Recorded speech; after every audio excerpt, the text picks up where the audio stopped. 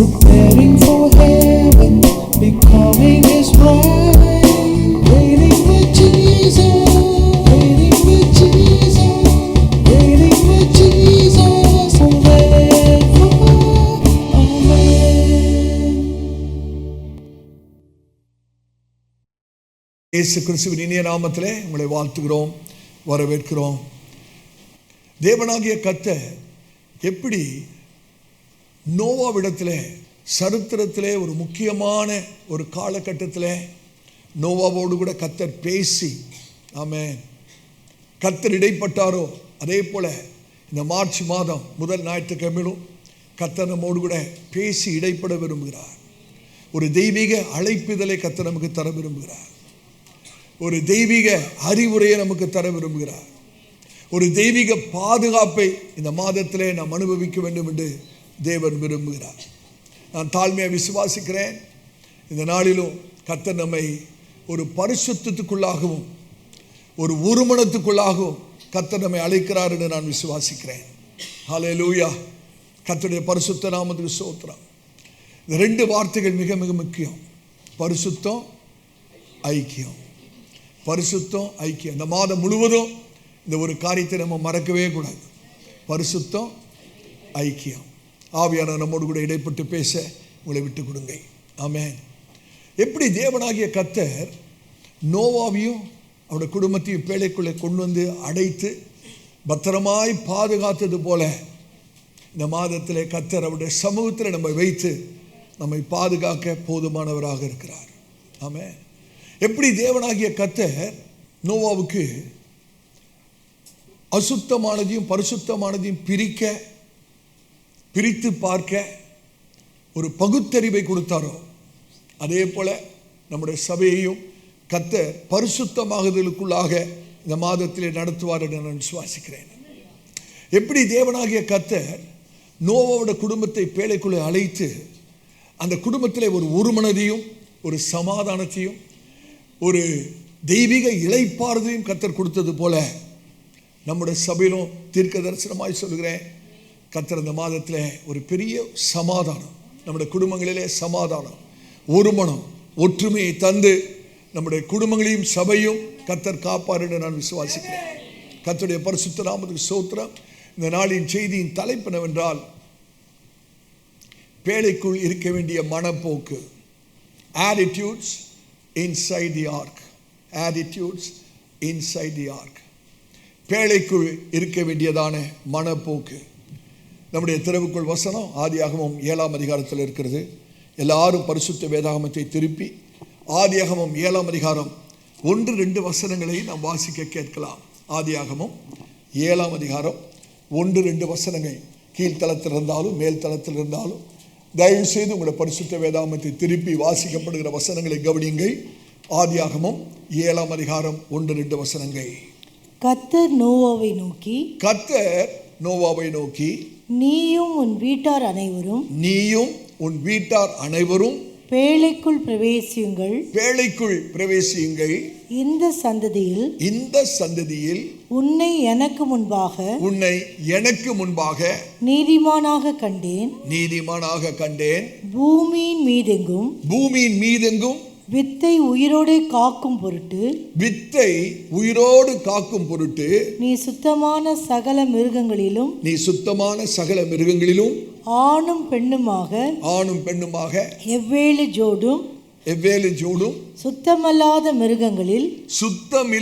மிருகங்களில் ஆணும் பெண்ணுமாக ஒவ்வொரு ஜோடும். ஆமா, இந்த வசனங்களை சபையாக நாம் சேர்ந்து வாசிக்கலாமா? நாம் சேர்ந்து வாசிக்கும் போது அந்த வசனத்துடைய கருப்பொருளை நம்மால் விளங்கிக் கொள்ள முடியும். நம்ம எல்லாரும் சேர்ந்து வாசிக்கலாம். ஆதியாகமம் 7ஆம் அதிகாரம் 1-2 வசனங்கள். கர்த்தர் நோவாவை நோக்கி, நீயும் உன் வீட்டார் அனைவரும் பேழைக்குள் பிரவேசியுங்கள். இந்த சந்ததியில் உன்னை எனக்கு முன்பாக நீதிமானாக கண்டேன். பூமி மீது எங்கும் வித்தை உயிரோடு காக்கும் பொருட்டு நீ சுத்தமான சகல மிருகங்களிலும் ஆணும் பெண்ணுமாக எவ்வேலு ஜோடும், சுத்தம் இல்லாத மிருகங்களில் ஆணும் பெண்ணுமாக ஒவ்வொரு ஜோடும். ஆமென். கர்த்தருடைய பரிசுத்த நாமத்துக்கு மகிமை உண்டாவதாக. இந்த வசன பகுதியை நாம் அநேக வாசித்திருப்போம், அநேக செய்திகளையும் கேட்டிருப்போம். ஆனால் இன்றைக்கு ஆவியானவர் நம்மோடு கூட ஒரு வித்தியாசமான கோணத்தில், தனிப்பட்ட ரீதியில் நம் ஒவ்வொருவரோடு கூட, அது மாத்திரமல்ல முழு சபையோடு கூட கர்த்தர் இடைப்பட்டு பேச அவர் விரும்புகிறார். ஆமென். யோசித்து பாருங்கள், நோவா வாழ்ந்ததான அந்த காலகட்டம், உலகத்தோடு ஒத்து போகிற ஜனங்கள் வாழ்ந்த அந்த சந்ததியில நோவா உடன்படிக்கையின் மனுஷனாக வாழ்ந்திருக்கிறார். In a time of worldly compromise, this one man lived a covenantal life. நீங்க சிந்தித்து பார்க்க வேண்டும் என வேண்டுகிறேன். வாசிக்கப்பட்டதான அந்த வசன பகுதி நம்ம எல்லாருக்கும் தெரிஞ்ச வசன பகுதி, அப்படிதானே?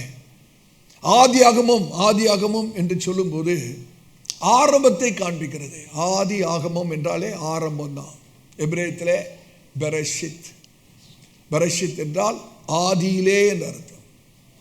இந்த ஆதியிலே அந்த ஜெனிசிஸ், ஆதி ஆகமம் என்று சொல்லும்போது 4 காரியங்களை உள்ளடக்கி இருக்கிறது. ஆதி ஆகமத்தில் 4 காரியங்கள். ஒன்று சிருஷ்டிப்பு, 2வது தேவனுடைய உடன்படிக்கை, 3வது சீர்கேடு, ஜனங்களுடைய சீர்கேடு, 4வதாக தேவன் தம்முடைய ஜனங்களை திருத்துகிற விதம். First of all creation, covenant, corruption, correction. இந்த 4 காரியங்களை நாம் மனதில் வைத்தால் தான் ஆதியாகமம் நமக்கு விளங்கும். முதலாவது என்னது? சிருஷ்டிப்பு. 2வது தேவனுடைய உடன்படிக்கை. 3வது மனுஷனுடைய சீர்கேடான நிலைமை. 4வது தேவனுடைய திருத்துதல், சீரமைக்கிறதான ஒரு காரியம். ஆமென். 7ஆம் அதிகாரத்தை நாம் விளங்கிக் கொள்ள வேண்டும் என்றால் 6ஆம் அதிகாரத்தில் என்ன நடந்தது என்பதை விளங்கினால்தான் 7ஆம் அதிகாரம் நமக்கு விளங்கும். ஆதியாகமம் 6ஆம் அதிகாரத்தில் மனுஷர்கள் தேவனை விட்டு தூரமாய் விலகி போகிறார்கள். தேசத்தில் எங்கும் கொடூரமான காரியங்கள், துன்மார்க்கம் பெருகுகிறது. ஆனால் ஒரு சீர்கேடான ஜனங்களின் மத்தியிலே ஒரே ஒரு மனிதன் தனித்து நிற்கிறார். நம்ம சிந்தித்து பார்க்க வேண்டிய விஷயம். நோவாவுடைய சந்ததி முழுவதும் சீர்கேடுக்குள்ளாக போயிருக்கிறது. தேவனை விட்டு தூரமாய் விலகி போயிருக்கிறது. கொடூரமான காரியங்கள், துன்மார்க்கமான காரியங்கள் நடந்து கொண்டிருக்கிறது. இவர்களின் மத்தியிலே ஒரு தனி மனிதன் தேவனுக்காக நிற்கிறான், தேவனோடு கூட சஞ்சரிக்கிறான். ஆமென். பரிசுத்த வேதாகமம் சொல்கிறது, நோவாவுக்கோ தேவனுடைய கண்களிலே கிருபை கிடைத்தது, தயவு கிடைத்தது. தமிழ் வேதாகமத்திலே அப்படி மொழிபெயர்த்து விட்டார்கள். நோவாவுக்கோ தேவனுடைய கண்களிலே தயவு, கிருபை கிடைத்தது என்று மொழிபெயர்த்திருக்கிறார்கள். எபிரேய வேதாகமத்தில் அப்படி இல்லை. தேவனுடைய கண்களில் நோவா தயவை கண்டுபிடித்தார் என்று இருக்கிறது. He found grace in the sight of God. கிருபை கிடைக்கவில்லை, கிருபை கண்டுபிடிக்கப்பட்டது.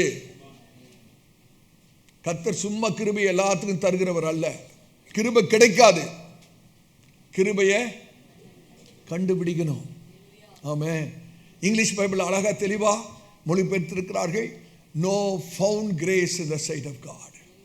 தேவனுடைய கண்களிலே நோவா தேவனுடைய தயவை, கிருபையை கண்டுபிடித்தார் என்று எழுதப்பட்டிருக்கிறது. ஆமென். யோசிச்சு பாருங்களேன், உலகத்தோடு ஒத்து போகிற ஒரு சந்ததி, ஆனா ஒரு மனுஷன் உடன்படிக்கையிலே நடக்கிறார். ஆமென். அந்த கலாச்சாரங்களிலே பயங்கரமான ஒரு குழப்பம், பயங்கரமான 6ஆம் அதிகாரத்தை நீங்க வாசி பார்த்தீங்கன்னா விளங்கும். பயங்கரமான குழப்பமான ஒரு கலாச்சாரம், பாவம் நிறைந்த ஒரு கலாச்சாரம். இந்த குழப்பமான ஒரு கலாச்சார சூழ்நிலையிலே ஒரு மனிதன் தேவனோடு கூட அந்யோன்யமான ஒரு ஐக்கியத்தை அவன் ஏற்படுத்திக் கொள்கிறான். The culture of chaos. One man cultivated communion with God. One man cultivated communion with God. பேழை என்று சொல்லும்போது ஏதோ ஒரு பெட்டியாக நாம் நினைத்து விடக்கூடாது. ஆவிக்குரிய ரீதியிலே பேழை ரட்சிப்புக்கு அடையாளமாக இருக்கிறது, வேறு பிரித்தலுக்கு அடையாளமாக இருக்கிறது, ஐக்கியத்துக்கு அடையாளமாக இருக்கிறது. 3 காரியங்களை சொன்னேன். பேழை என்று சொல்லும்போது ஏதோ ஒரு படகு மாதிரி நினைச்சிடக்கூடாது, ஒரு பெட்டியாக நினைத்து விடக்கூடாது. It's a symbol of salvation, ஒரு ரட்சிப்பின் அடையாளம். a symbol of separation, உலகத்திலிருந்து வேறு பிரிக்கப்படுகிற ஒரு அடையாளம். அது மாத்திரமல்ல, it's a symbol of solidarity, ஒரு ஐக்கியம், ஒரு மனத்துக்கு அது அடையாளமாக இருக்கிறது. நோவாவோட பேழை ஆண்டவராக இயேசு கிறிஸ்துவுக்கு அடையாளமாக இருக்கிறது. It's a picture of Jesus Christ. ஆமென். எப்படி அந்த பேழைக்குள்ளே 8 நபர்கள் அந்த நியாய தீர்ப்பு கூடாக கடந்து போய் ஒரு புதிய ஆரம்பத்துக்குள்ளே பிரவேசித்தார்களோ, அதே போல இன்றைக்கு நம்முடைய ஆண்டவராக இயேசு சபையை, தன்னுடைய சபையை பலவிதமான போராட்டங்களுக்கு ஊடாக நம்ம நடத்தி ஜெயமாய் கர்த்தர் நடத்துகிறதுக்கு ஒரு அடையாளமாக இருக்கிறது. அந்த பேழையை கொஞ்சம் சிந்தித்து பாருங்க. அந்த பேழையில் 8 பேர், அந்த 8 பேரை பேழை எப்படி சுமக்குதுன்னா, ஒரு நியாய தீர்ப்பு கூடாக அந்த ஜலத்துக்கூடாக கடந்து போய் ஒரு புதிய ஆரம்பத்தில் கொண்டு போய் விடுகிறது. அதே போலதான் நம்முடைய ஆண்டவராக இயேசு தம்முடைய சபையை பலவிதமான போராட்டங்களுக்குள்ளாக கடந்து போக நேர்ந்தாலும் கர்த்தர் நம்மை ஜெயமாய் நடத்துகிறவராக இருக்கிறார். அருமையான சபையாரே, மார்ச் மாதம் 2026 பிரவேசிக்கிற கர்த்தருடைய பிள்ளைகளாகிய நான் தாழ்மையாக விசுவாசிக்கிறேன். கர்த்தர் நம்முடைய சபையை இன்றைக்கு அழைக்கிறார். ஆண்டு சொன்ன, மகனே மகளே, பேழைக்குள் வா, பேழைக்குள் வா. அந்த பேழை யாரு? கர்த்தராகிய இயேசு கிறிஸ்து. பேழைக்குள்ளே வா, ஒரு மனத்துக்குள்ளே வாருங்கள் என்று கர்த்தர் அழைக்கிறார். ஒரு பிரித்தெடுத்தலின் அனுபவத்துக்குள்ளாக நீங்கள் வாங்கள் என்று கர்த்தர் அழைக்கிறார். ஒரு பாதுகாப்பான சூழ்நிலைக்குள்ளாக நீங்கள் வாருங்கள் என்று கர்த்தர் நம்மை அழைக்கிறார். இந்த காலையில் ஒரு 5 குறிப்புகளை சுருக்கமாக உங்களோடு கூட பகிர்ந்து கொள்ள முடியாது கர்த்தரால் ஏவப்படுகிறேன். முதலாவது, தனிப்பட்ட அழைப்பு, பர்சனல் இன்விடேஷன், தனிப்பட்ட அழைப்பு.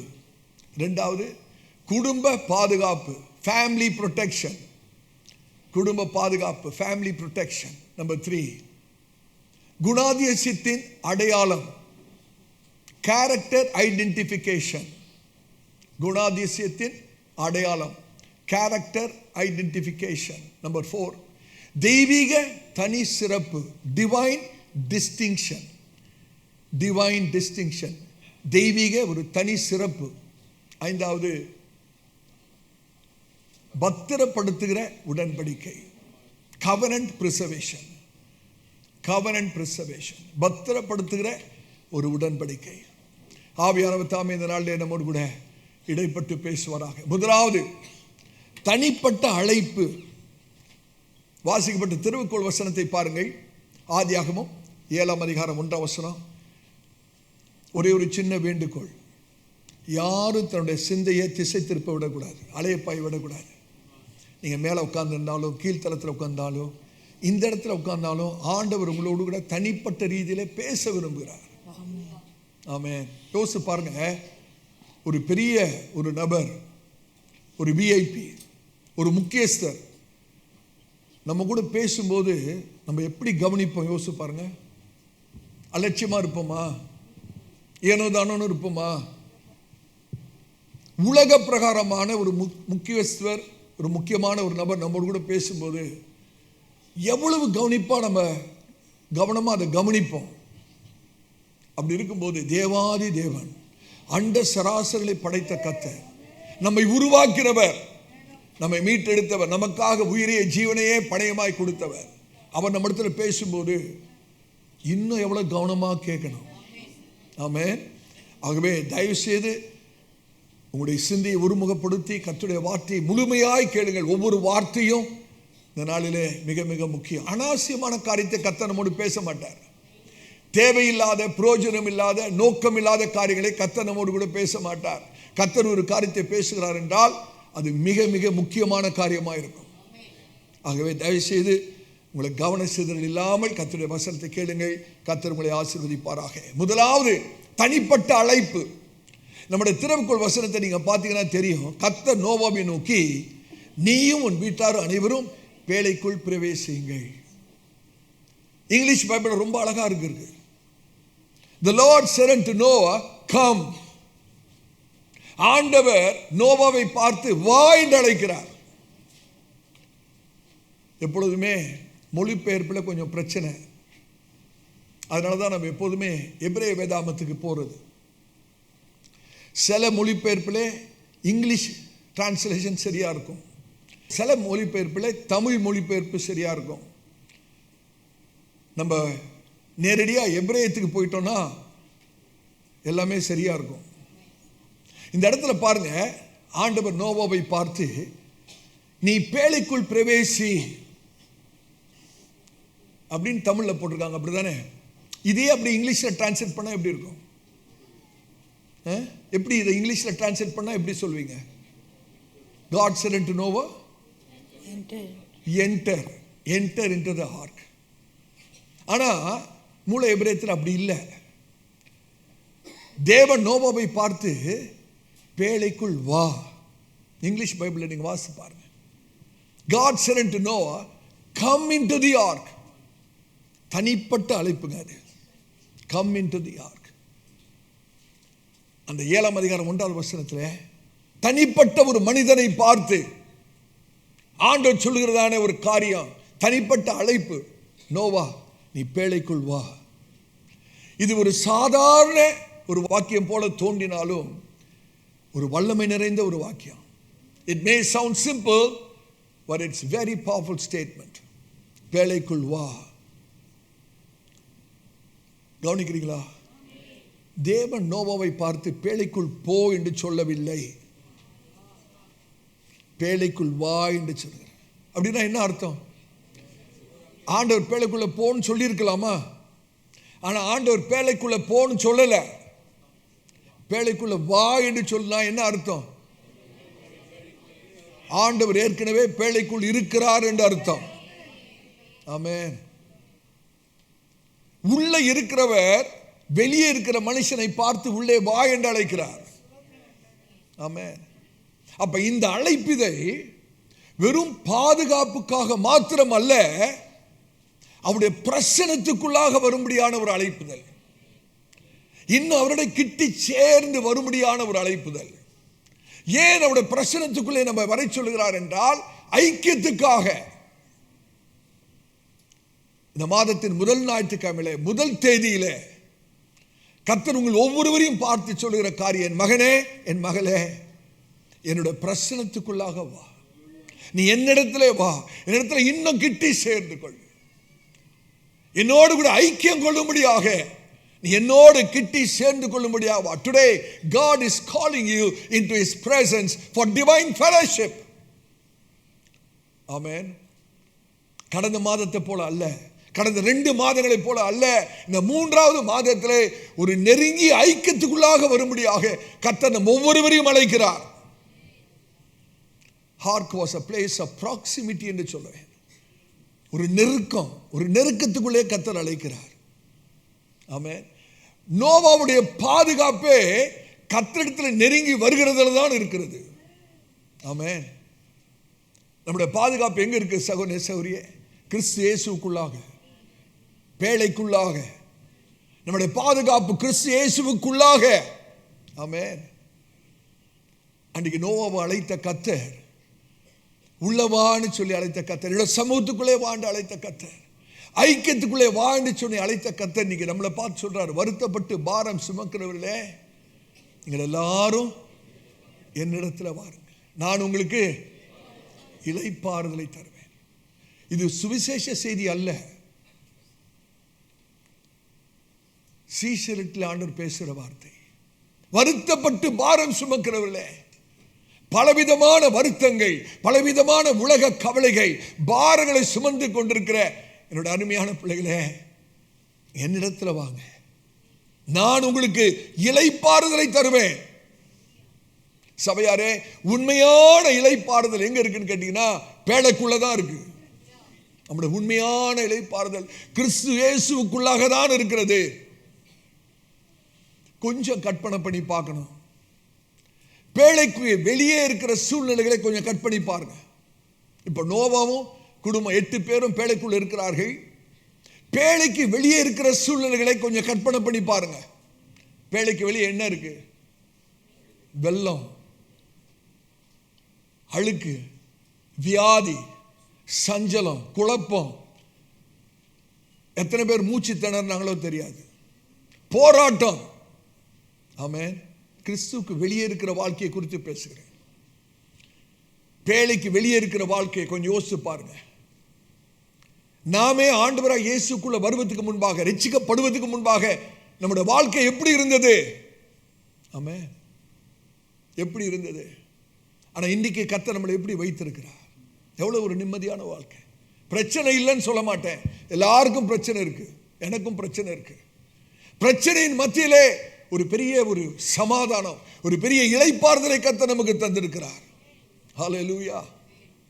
வெளியிலே போராட்டம், சஞ்சலம், அழிவு.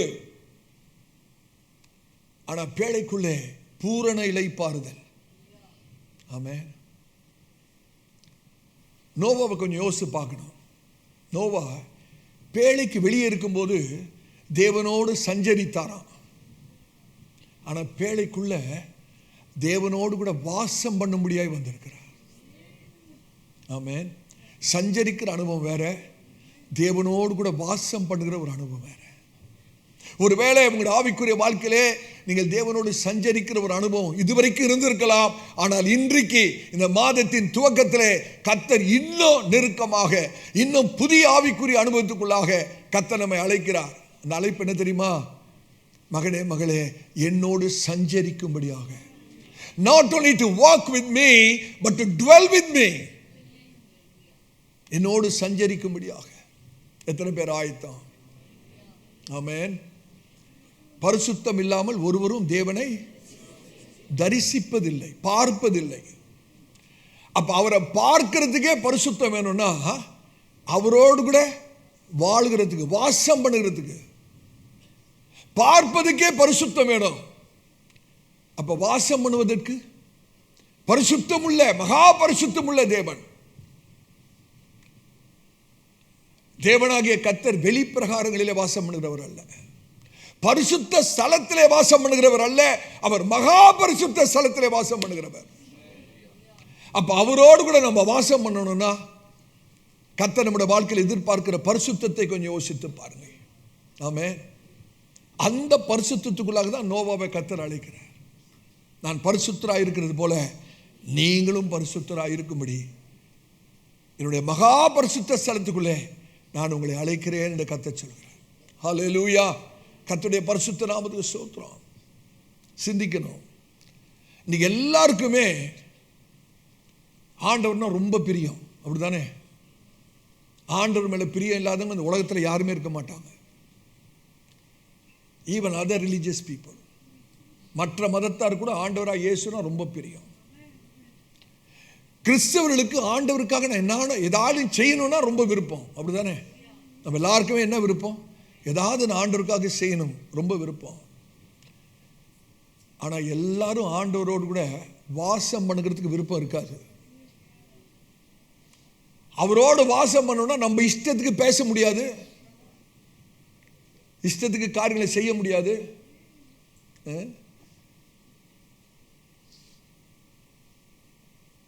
ஆண்டவரே நான் உண்மை நேசிக்கிறேன், அதோடு நிறுத்திடக்கூடாது. ஆண்டவரே நான் உண்மையோடு கூட வாசம் பண்ண முடியாது, என்னோட வாழ்க்கையை அர்ப்பணிக்கிறேன். என் இஷ்டம் போல அல்ல ஆண்டவரே, நீர் விரும்புகிறது போல. ஹல்லேலூயா. கர்த்தருடைய பரிசுத்த நாமத்துக்கு ஸ்தோத்திரம். ஒரு பாவத்தில் இருக்கிற கர்த்தருடைய பிள்ளை ஒரு விசுவாசி தேவனோடு சஞ்சரிக்க முடியாது, தேவனோடு வாசம் பண்ண முடியாது, சந்தோஷமா வாழ முடியாது. ஆனா ஒரு நீதிமானுக்கு தேவனோடு கூட சந்தோஷமா வாசம் பண்ண முடியும். ஆமென். கர்த்தருடைய பரிசுத்த நாமத்துக்கு மகிமை உண்டாகட்டும். கர்த்தர் நம்மை ஒரு புதிய ஆவிக்குரிய அனுபவத்துக்குள்ளே அழைக்கிறார். மகனே, மகளே, என்னோடு கூட சஞ்சரிக்கிற அனுபவம் மாத்திரமல்ல, என்னோடு வாசம் பண்ண முடியாது. அன்றைக்கு ஆண்டவர் மோசேட்ட சொன்னாரே, நான் ஜனங்களுக்குள்ளே வாசம் பண்ணும்படி எனக்கு ஒரு ஆசரிப்பு கூடாரத்தை உண்டாக்கு. அப்ப கர்த்தர் நமக்குள்ளே வாசம் பண்ண விரும்புகிறார், நாமும் அவருக்குள்ளே வாசம் பண்ணோம். இதுதான் போன வார செய்தி, மறந்திருக்க மாட்டேங்குன்னு நினைக்கிறேன். ஆமென். நீ எனக்குள்ளும் நான் உனக்குள்ளும் நிலைத்திருந்தார். ஆமென். நீ எனக்குள்ளும், என்னோட வார்த்தை உனக்குள்ளும் நிலைத்திருந்தால் நீ எதை கேட்டாலும் தருவேன். ஹல்லேலூயா. கர்த்தருடைய பரிசுத்த நாமத்துக்கு மகிமை உண்டாவதாக. இன்னைக்கு அர்ப்பணிக்க வேணும். இந்த மாதத்தின் முதல் ஞாயிற்றுக்கிழமை ஆண்டவரை சொன்ன, ஆண்டவரே நான் உம்மோடு கூட வாசம் பண்ண என்னோட வாழ்க்கையை ஒப்பு கொடுக்குறேன். வாசம் பண்ண ஒப்பு கொடுக்குறேன். எத்தனை பேர் தீர்மானம் பண்ண முடியும்? தங்குறது வேற, வாசம் பண்ணுறது வேற. சில விசுவாசிகள் ஆண்டவரோடு தங்கி இருப்பாங்க. எப்போ திரும்ப தங்கி இருப்பாங்க?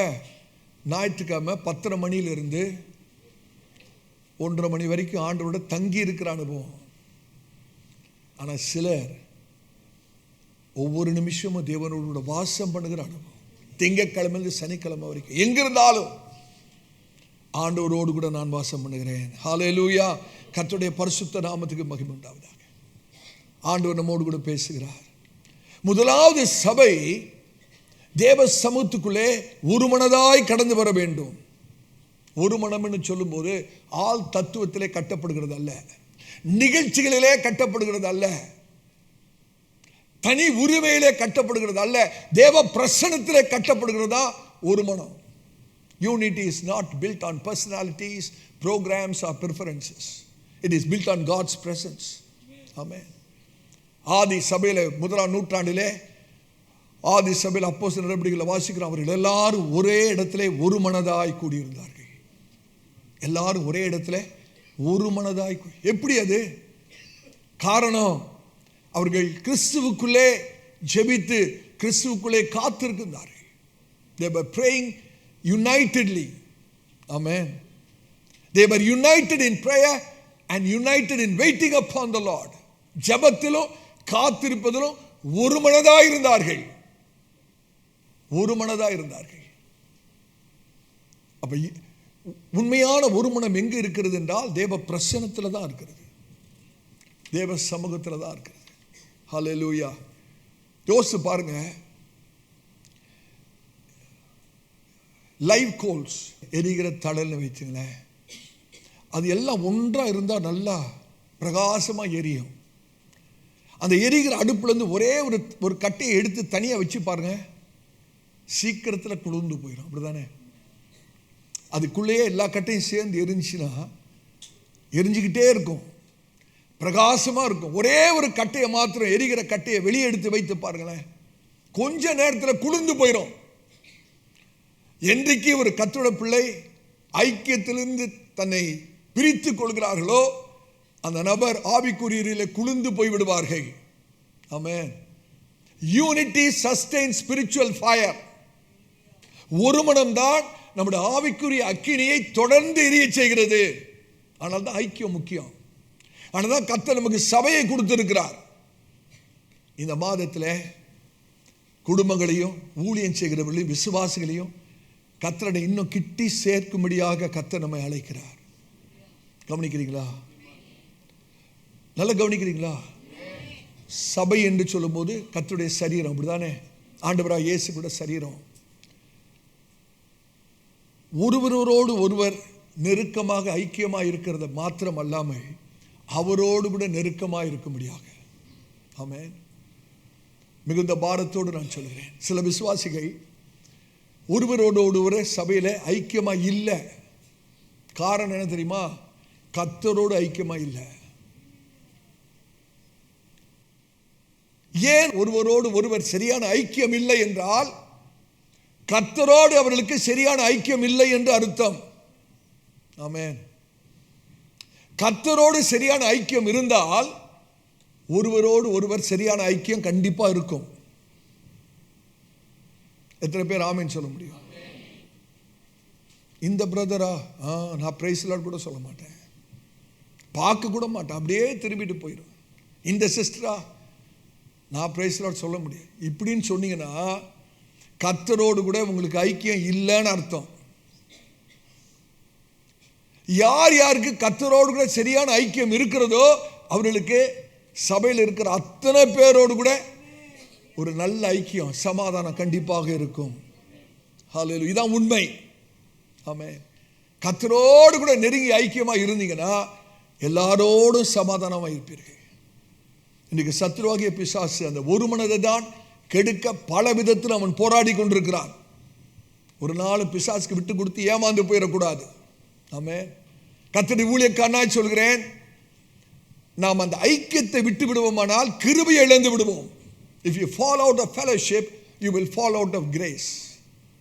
நீங்கள் ஒருவேளை சொல்லலாம், பாஸ்டர் ஐக்கியத்தெல்லாம் விடலை பாஸ்டர், ஞாயிற்றுக்கிழமை தோறும் வரேன்.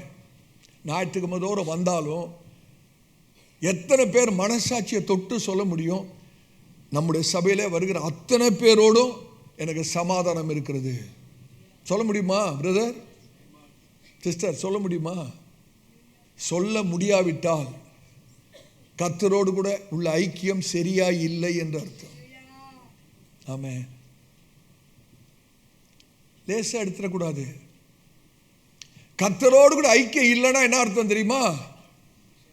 அந்த கொடி திராட்சை செடியோட இணைந்து இல்லைன்னு அர்த்தம்.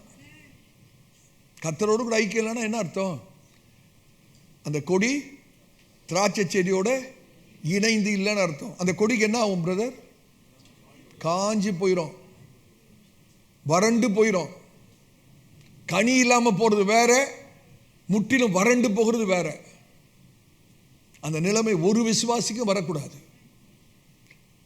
ஒவ்வொரு விசுவாசியும் கர்த்தரோடு கூட ஒரு நல்ல ஐக்கியம் இருக்குமானால் சபையில் இருக்கிற அத்தனை பேரோடும் நான் சமாதானமாக இருக்கிறேன். எல்லாரையும் பார்த்து பிரைஸ் லார்ட்னு சொல்லி உள்ளத்தில் ஆழத்திலிருந்து என்னால் சொல்ல முடியும். சில பேர் பிரைஸ் லார்ட்னு சொல்லிடுவாங்க, ஆனால் இறுதியம் ஒன்றா இருக்காது. கை கொடுக்கறதுலே கண்டுபிடிச்சிடலாம். அப்படி இப்படி கொடுப்பாங்க பார்த்தீங்களா சில பேர், அதுலேயே தெரிஞ்சிடும் இருதயம் எங்கே இருக்குன்னு. சில பிடிச்சி நசிக்கிடுவாங்க பார்த்தீங்களா, அதுவும் ஆபத்து. அந்த கை குலுக்கலையே தெரியணும் ஐக்கியம், அதுலேயே ஒரு அன்பு தெரியணும். ஹல்லேலூயா. கர்த்தருடைய பரிசுத்த நாமத்துக்கு ஸ்தோத்திரம். பிசாசு ஐக்கியத்தை கெடுக்க பல விதத்திலும் பிரயாசப்பட்டு ஆவியில உணர்ந்து சபை போதராக நான் உங்களிடத்தில் பேசிக் கொண்டிருக்கிறேன். ஹல்லேலூயா. கர்த்தருக்கு ஸ்தோத்திரம். இன்னைக்கு கர்த்தர் இந்த சபையை பார்த்து அழைக்கிறார், மகனே மகளே, என்னுடைய சமூகத்துக்குள்ளாக ஐக்கியத்துக்காகவும் ஒரு மனதுக்காகவும் கடந்து வரும்படி அழைக்கிறார். இங்கிலீஷில் அழகா சொல்லுவாங்க, united we stand, divided we fall. ஒரு மனமா இருந்தா நிற்போம், ஒரு மனமா இல்லைன்னா விழுந்துருவோம். இன்னைக்கு பிசாசுடைய கிரியை என்ன தெரியுமா? ஒவ்வொருவரையும் பிரித்து தனித்தனியாக ஆளுகிறது தான் பிசாசோட வேலை. Divide and rule. குடும்பத்திலையும் சரி, சபையிலையும் சரி, கணவன் மனைவியை பிரிச்சிருவான். ஏன்னா அவங்க ரெண்டு பேரும் சேர்ந்து ஜெபிச்சுட்டா விடுதலை கிடைச்சிரும். சபையிலும் பிரிவினை உண்டாக்கிடுவான். இது பிசாசோட வேலை. ஒரு நாள் பிசாசுக்கு நம்ம இடம் கொடுக்கக்கூடாது. இன்னைக்கு கர்த்தர் நம்மை தனிப்பட்ட ரீதியிலே ஒவ்வொரு கத்தெடுப்பிலையும் அழைக்கிறார். மகனே மகளே, எட ஐக்கியத்துக்குள்ளே வாருங்க, எட சமூகத்துக்குள்ளே வாருங்க, என்னோடு கூட நெருங்கி ஐக்கியம் கொள்ளுங்க. அப்போ எல்லாரோடும் சமாதானமாய் வாழ்வீர்கள். ஹல்லேலூயா. கர்த்தருடைய பரிசுத்த நாமத்துக்கு ஸ்தோத்திரம். இரண்டாவதாக குடும்ப பாதுகாப்பு. ஆதியாகமம் 7ஆம் அதிகாரம் 1வது வசனத்தை தொடர்ந்து வாசிங்க. ஆதியாகமம் 7:1. கர்த்தர் நோவாவை நோக்கி, நீயும் உன் வீட்டார் அனைவரும் வேலைக்குள் வாருங்கள். கர்த்தர் நோவாவை மாத்திரம் அழைக்கல. கர்த்தர் நோவாவை நோக்கி, நீயும் உன் வீட்டார் அனைவரும். எப்பொழுதுமே ரட்சிப்புன்னு சொல்வது குடும்பத்துக்குள்ளாக ஊடுருவி கிரியை செய்கிற ஒரு காரியம். Salvation is designed to flow through families. குடும்ப தலைவர்கள் கவனியுங்கள், கணவன்மார்கள் கவனியுங்கள். நோவாவுடைய கீழ்ப்படிதல் அவருடைய முழு குடும்பத்துக்கு ஒரு பாதுகாப்பை கொண்டு வந்தது. நோவாவுடைய கீழ்ப்படிதல் முழு குடும்பத்துக்கும் பாதுகாப்பை கொண்டு வந்தது. உங்களுடைய குடும்ப பாதுகாப்பு, சகோதரனே, கணவன்மார்களே, குடும்ப தலைவர்களே கவனியுங்கள். உங்களுடைய குடும்ப பாதுகாப்பு எங்க இருக்கிறது என்றால் உங்களுடைய கீழ்ப்படிதல் தான் இருக்கிறது. ஆமென். அன்னைக்கு மாத்திரம் நோவா கீழ்ப்படியாம போயிருந்து அன்னைக்கு பேழையை கட்டாம விட்டிருந்தா அவருடைய குடும்பமும் மற்ற எல்லாரோட சேர்ந்து அழிந்து போயிருக்கும். அது தேவனுடைய நோக்கம் அல்ல. ஆமென். அந்த பிலிப்பு பட்டணத்திலே அந்த சிறைச்சாலை தலைவன் ஆண்டவராய் இயேசு கிறிஸ்துவை ஏற்றுக்கொண்ட போது அப்போஸ்தலனாகிய பவுல் சொல்லுகிற வார்த்தை என்ன தெரியுமா? நீ ஆண்டவராகிய இயேசு விசுவாசி, நீயும் உன் வீட்டாரும் ரட்சிக்கப்படுவீர்கள். அதை தான் அன்றைக்கி நோவா விட்டு ஆண்டவர் சொல்றார், நீயும் உன் வீட்டார் அனைவரும். ஹல்லேலூயா. இதுதான் தேவனுடைய நோக்கம். நம்முடைய தேவன் குடும்பங்களின் தேவன். பேழைக்குள்ள இல்லை, நான் தனியாக தான் இருப்பேன், யாரோடும் பேச மாட்டேன், யாருக்கும் பிரைஸ் லார்ட் சொல்ல மாட்டேன்னா பேழைக்குள்ள இடமே இல்லை. யோசிச்சு பாருங்க, 8 பேருக்குள்ள சண்டை போட்டுக்கிட்டு, இல்லை இல்லை நான் வந்து நாத்தனாரா? நோவாவுக்கு 3 பிள்ளைங்க, அப்படித்தானே? அப்போ 3 மனைவிங்க. அவங்க யாரு? கோ சிஸ்டர்ஸா?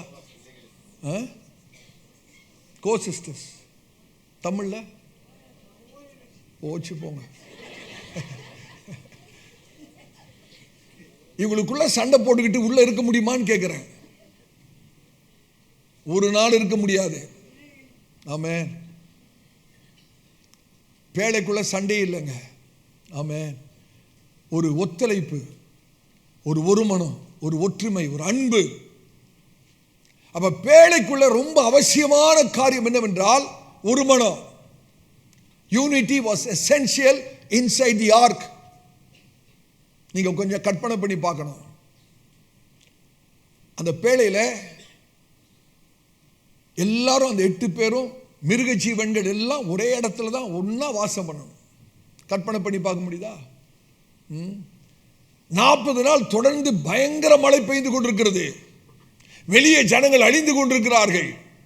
ஆனால் பேழைக்குள் இருக்கிறவர்கள் எல்லாம் ஒன்றாக ஒரு மனமாக ஒரே இடத்துல அவர்கள் வாசம் பண்ணுகிறார்கள். காரணம், உள்ள யார் இருக்கிறது? கர்த்தர் இருக்கிறார். அவர்களுக்குள்ளே பிரிவு இல்லை, அவர்களுக்குள்ளே சண்டை சச்சரவு இல்லை. கர்த்தருக்கு ஸ்தோத்திரம். உள்ள இன்டர்நெட் இல்லை, மொபைல் போன் இல்லை, டெலிவிஷன் கனெக்ஷன் இல்லை. ஆமென். அப்ப அவர்களுக்குள்ள எவ்வளவு ஒரு ஐக்கியம். அந்த அந்த அந்த காரியத்தை கொஞ்சம் கற்பனை பண்ணி பாருங்களேன். அப்ப நோவா பேழைக்குள்ளே அவர்கள் எவ்வளவு சமாதானமாக, எவ்வளவு ஐக்கியமாக இருந்திருப்பார்கள். இன்னைக்கு பிசாசு இதை சீர்குலைத்து வைத்திருக்கிறான், சீர்குலைத்து வைத்திருக்கிறான்.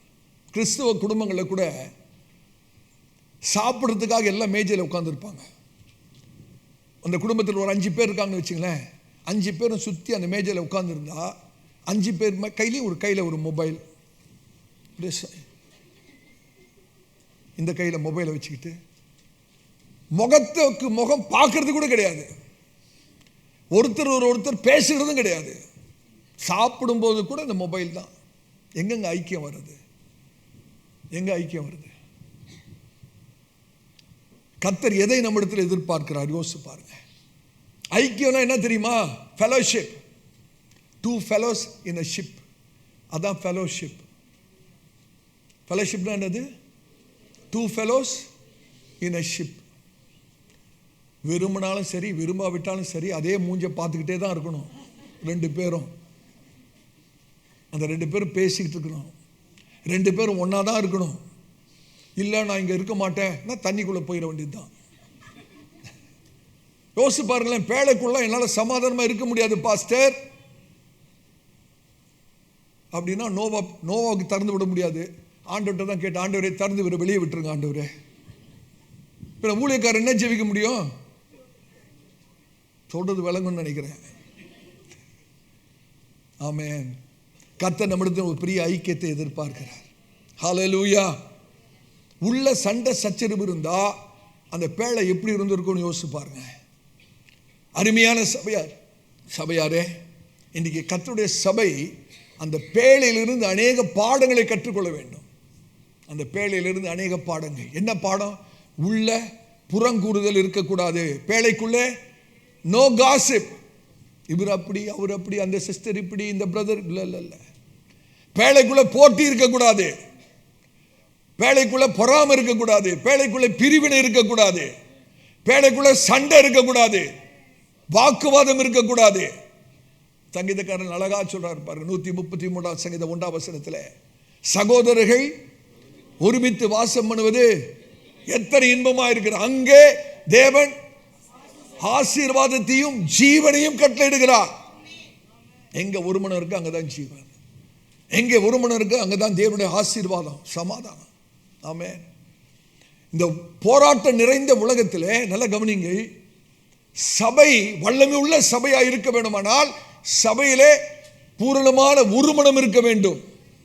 A divided church cannot stand against a flooding world. வெள்ளம் போல இருக்கிறது உலகத்திலே. ஒரு பிரிக்கப்பட்ட, ஒரு ஐக்கியமில்லாத, ஒரு மனம் இல்லாத ஒரு சபை நிலைத்து நிற்க முடியாது. ஒரு மனம் என்று சொல்லும்போது ஆப்ஷனல் அல்ல, இருக்கலாம் இல்லை என்பது அல்ல.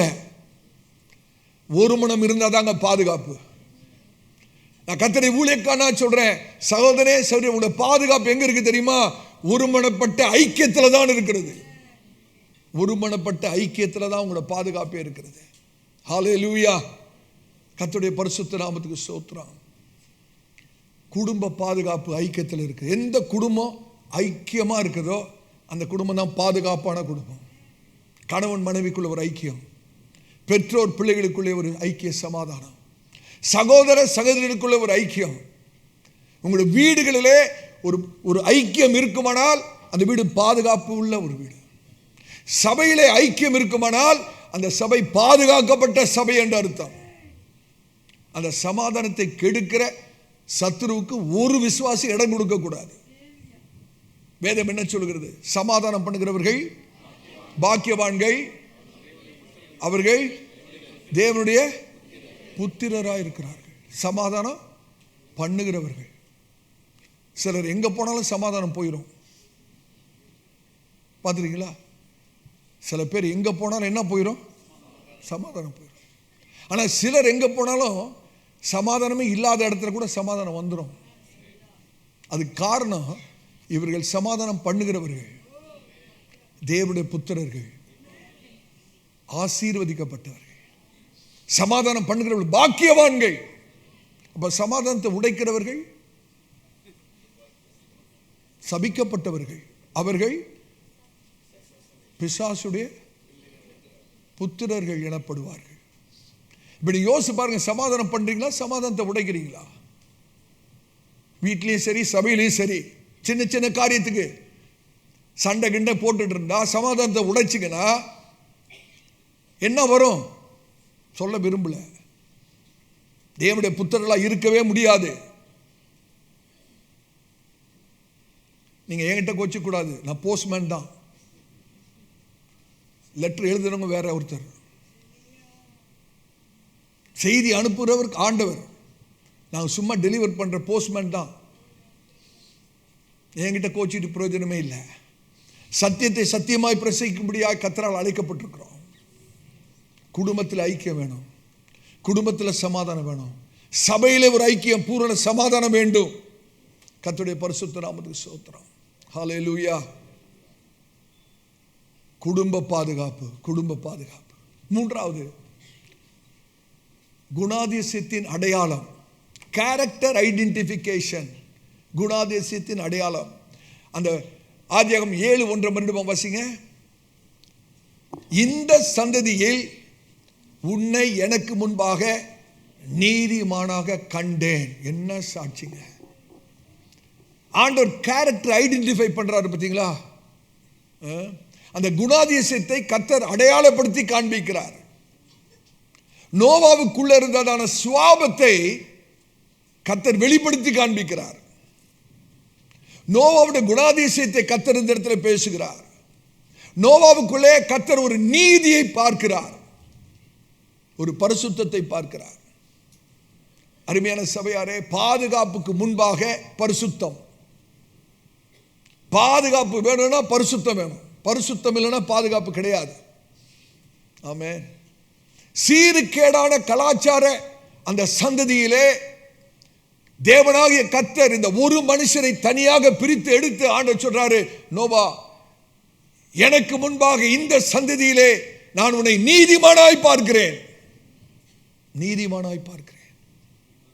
எத்தனை பேரை பார்த்து ஆண்டவர் சொல்ல முடியுங்க? இன்னைக்கு ஆண்டவர் உங்களை பார்த்து சொல்ல முடியுமா? என் மகனே, மகளே, எனக்கு முன்பாக இந்த சந்ததியிலே நான் உன்னை நீதிமானாக, ஹல்லேலூயா, ஒரு பரிசுத்தவானாக, ஒரு பரிசுத்தவாட்டியாக நான் உன்னை பார்க்கிறேன்னு கர்த்தர் சொல்ல முடியுமா?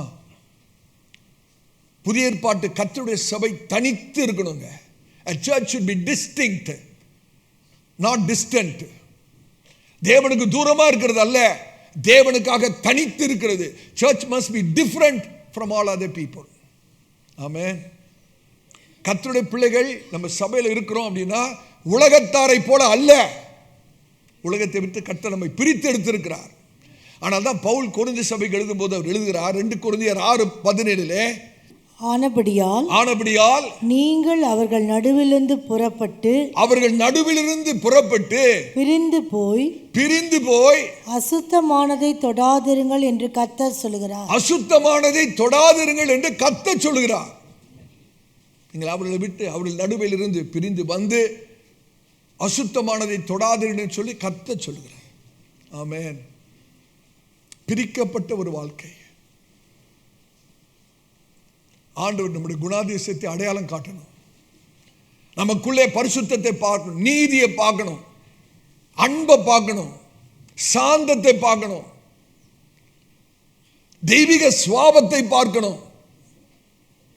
எனக்கு அருமையான சபையாரே, காலம் சென்ற அருமையான நம்முடைய ஆவிக்குரிய தகப்பனார் பாஸ்டர் ஜி சுந்தரம் அவர்கள் அடிக்கடியாக சொல்லுகிற ஒரு வார்த்தை தெரியுமா? Others may, you cannot. மற்றவர்கள் செய்யலாம், ஆனால் நீங்கள் செய்யக்கூடாது. உலகத்தார் செய்யலாம், ஒரு கர்த்தருடைய பிள்ளை செய்யக்கூடாது.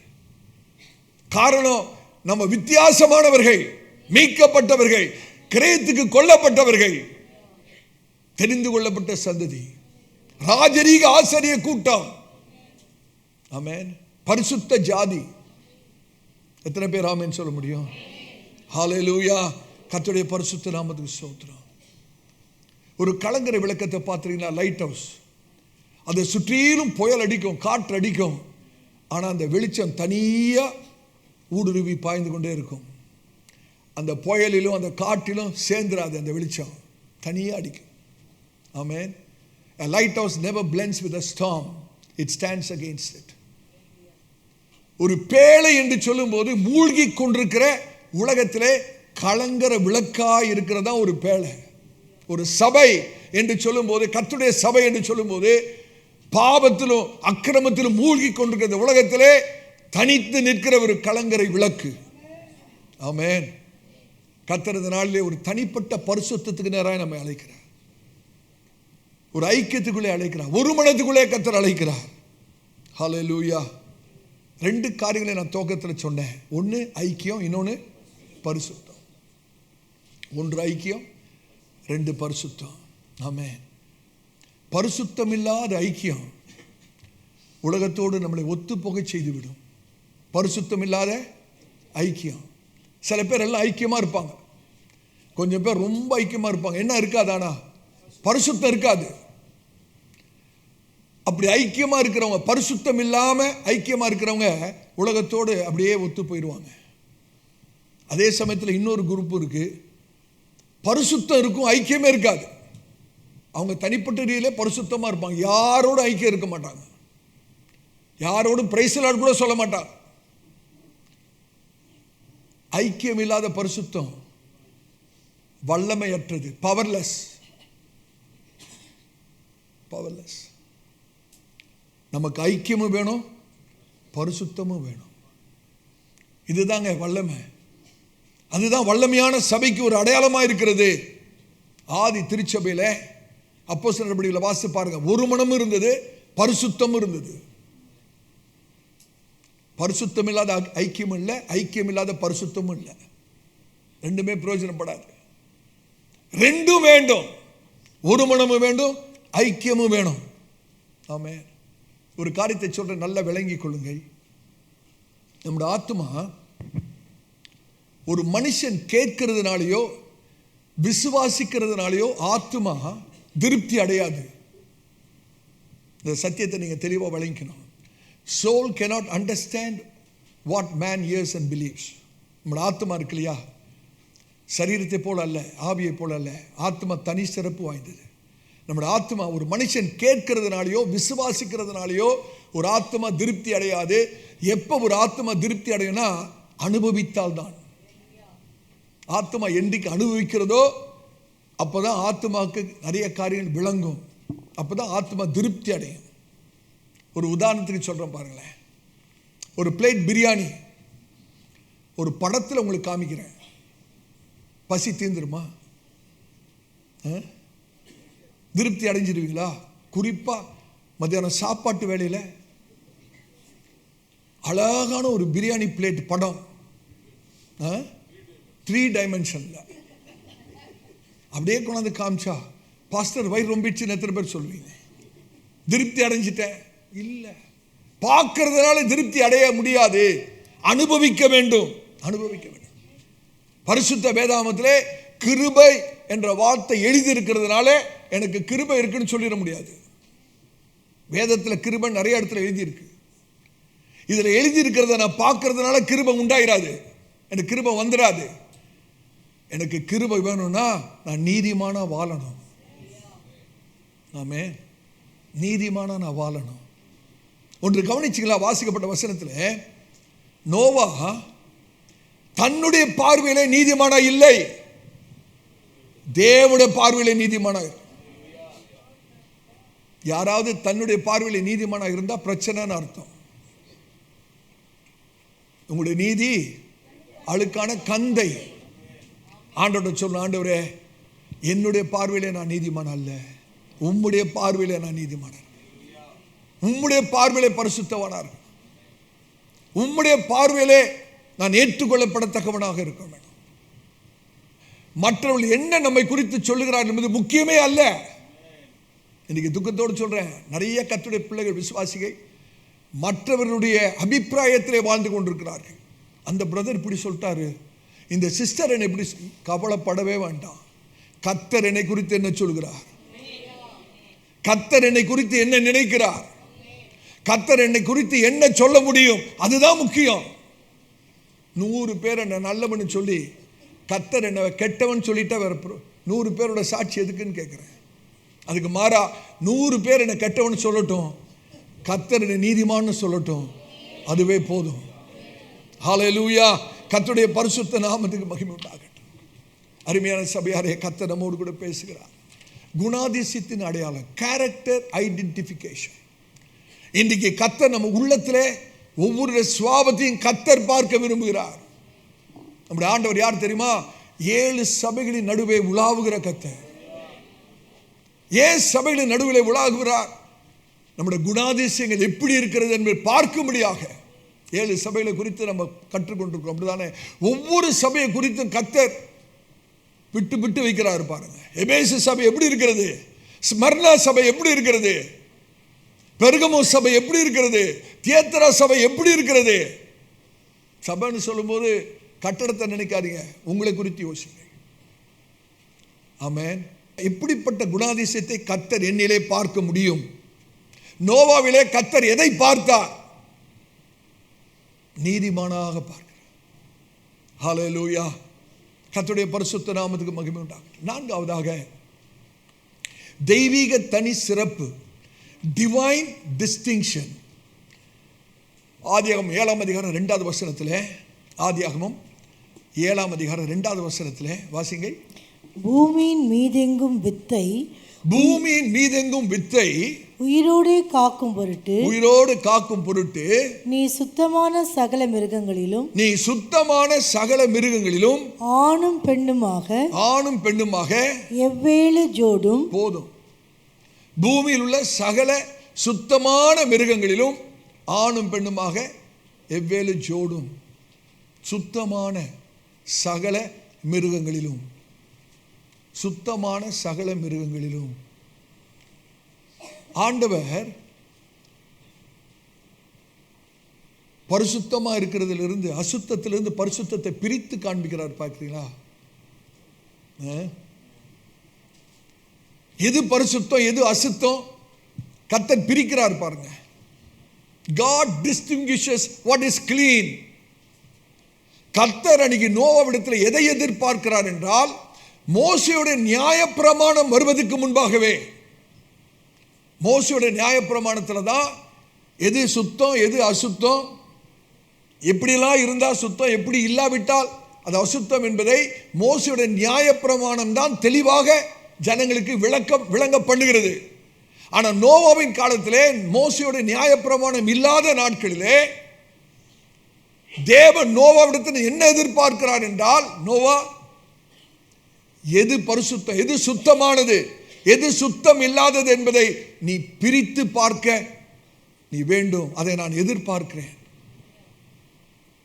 இதை தாங்க கர்த்தர் நம்மிடத்தில் எதிர்பார்க்கிறாரு. அப்போ நோவாவுக்கு நியாயப்பிரமாணம் இல்லாத நாட்களிலே இது எது சுத்தமான மிருகம், எது அசுத்தம் எப்படி பிரித்து பார்க்க முடியும்? எப்படி அந்த பகுத்தறிவு இருக்க முடியும்? அதற்கு ரகசியம் என்ன தெரியுமா? இந்த மனுஷன் தேவனோடு சஞ்சரித்த ஒரு மனுஷன், தேவனோடு உறவில் இருந்த ஒரு மனுஷன், தேவனோடு கூட ஐக்கியத்தில் இருந்த மனுஷன். ஆகவே நோவாவுக்கு பார்த்த உடனே இது சுத்தம், இது அசுத்தம் தெளிவா தெரியுது. கர்த்தருடைய ஊழியக்காரனா சொல்றேன், எது பரிசுத்தம் எது பாவம் என்பதை பிரிப்பதற்கு நியாயப்பிரமாணம் வேண்டாங்க, உறவு போதும். தேவனோடு கூட நடக்கிற சஞ்சரிப்பு போதும். எது பரிசுத்தம், எது தேவனுக்கு பிரியம், எது தேவனுக்கு பிரியமில்லாதது, எது தேவனை துக்கப்படுத்துகிறது, எது தேவனுடைய இருதயத்தை மகிழ்ச்சியாக்குறது என்பது எப்படி தெரியும் என்றால், தேவனோடு கூட நெருங்கிய சஞ்சரிப்புல தான் விளங்கும். ஹல்லேலூயா, கர்த்தருடைய பரிசுத்த நாமத்துக்கு ஸ்தோத்திரம். அப்ப யோசிச்சு பாருங்க, நோவா எவ்வளவு தேவனோடு கூட நெருக்கமா சஞ்சரித்திருந்தால், நியாயப்பிரமாணம் இல்லாமலேயே எது சுத்தம் எது அசுத்தம்னு நோவாவை பிரித்து பார்க்க முடிந்தது. இதை கர்த்தர் இன்றைக்கு புதிய ஏற்பாட்டு சபையிலே கர்த்தர் எதிர்பார்க்கிறார். ஹல்லேலூயா. பரிசுத்தமானதை 7 ஜோடிகள், பரிசுத்தமானது 7 ஜோடு. ஏன் 7 ஜோடு? 7 எதை குறிக்கிறது? பூரணத்தை குறிக்கிறது, முழுமையை குறிக்கிறது. 7 symbolizes completion and consecration. Amen. Hallelujah. சபையிலே அந்த பகுத்தறிவு வேணும். ஒவ்வொரு விசுவாசிக்கும் ஒரு பகுத்தறிவு வேணும். எது ஆண்டவருக்கு பிரியம், எது ஆண்டவருடைய இருதயத்தை உடைக்கும், எந்த வார்த்தையை நான் பேசினா ஆண்டவர் மகிழ்ச்சியா இருப்பார், எந்த வார்த்தையை பேசினா ஆவியானவர் துக்கப்படுவார். இந்த பகுத்தறிவு ஒவ்வொரு விசுவாசிக்கும் வேணுங்க, கர்த்தருடைய பிள்ளைகளுக்கு வேணுங்க. ஹல்லேலூயா. யோசிச்சு பாருங்க, பலவிதமான மிருக ஜீவன்கள், inclusive all species but exclusive of corruption. அந்த இடத்துல சீர்கேடே இல்லைங்க. பேழைக்குள்ள பலவிதமான மிருக ஜீவன்கள், காட்டு மிருகம், நாட்டு எல்லாமே இருக்கு, ஆனா சீர்கேடு இல்லை. கர்த்தருடைய ஊழியக்காரனா சொல்றேன், கவனிங்க. சபைக்குள்ள வருகிறதெல்லாம் சபையை கட்டாது, சபைக்குள்ள வரதெல்லாம் சபையை கட்டாது. சில மனப்போக்குகள் சபைக்கு வெளியே மாத்திரமல்ல, வாழ்க்கைக்கும் வெளியே வைத்து விட வேண்டும். Some attitudes you must not only keep outside the church, outside your life. சில மனப்போக்கு, பெருமை பேழைக்குள்ள வரக்கூடாது, கசப்பு பேழைக்குள்ள வரக்கூடாது, வைராக்கியம் பேழைக்குள்ள வரக்கூடாது, பொறாமை பேழைக்குள்ள வரக்கூடாது, சண்டை சச்சரவு பேழைக்குள்ள வரக்கூடாது. ஆவியானவர் பேசுகிறார். யோசுவா புஸ்தகத்திலே ஆக்கான் என்ற மனுஷன் இஸ்ரவேல் பாளையத்துக்குள்ளே தீட்டானதை ஒன்றை கொண்டு வந்தபடினாலே முழு இஸ்ரேல் தேசத்துக்கும் தோல்வி. ஒரு மனுஷன் தாங்க தீட்டானதை, அசுத்தமானதை, சபிக்கப்பட்டதை பாளையத்துக்குள்ளே அந்த ஒரு மனுஷன் கொண்டு வந்தபடினாலே முழு இஸ்ரேல் தேசத்துக்கும் தோல்வி. ஆவியானவர் நம்மோடு கூட பேசு. ஒரு விசுவாசி ஒரு மனத்தை கெடுக்கிறதுனால, யாரோ ஒரு விசுவாசி சண்டை போடுறதுனால முழு சபையோட ஆசீர்வாதம் கெட்டு போகிறது, முழு சபைக்கு தோல்வி வருகிறது. இதை ஒவ்வொரு விசுவாசியும் உணரணும்.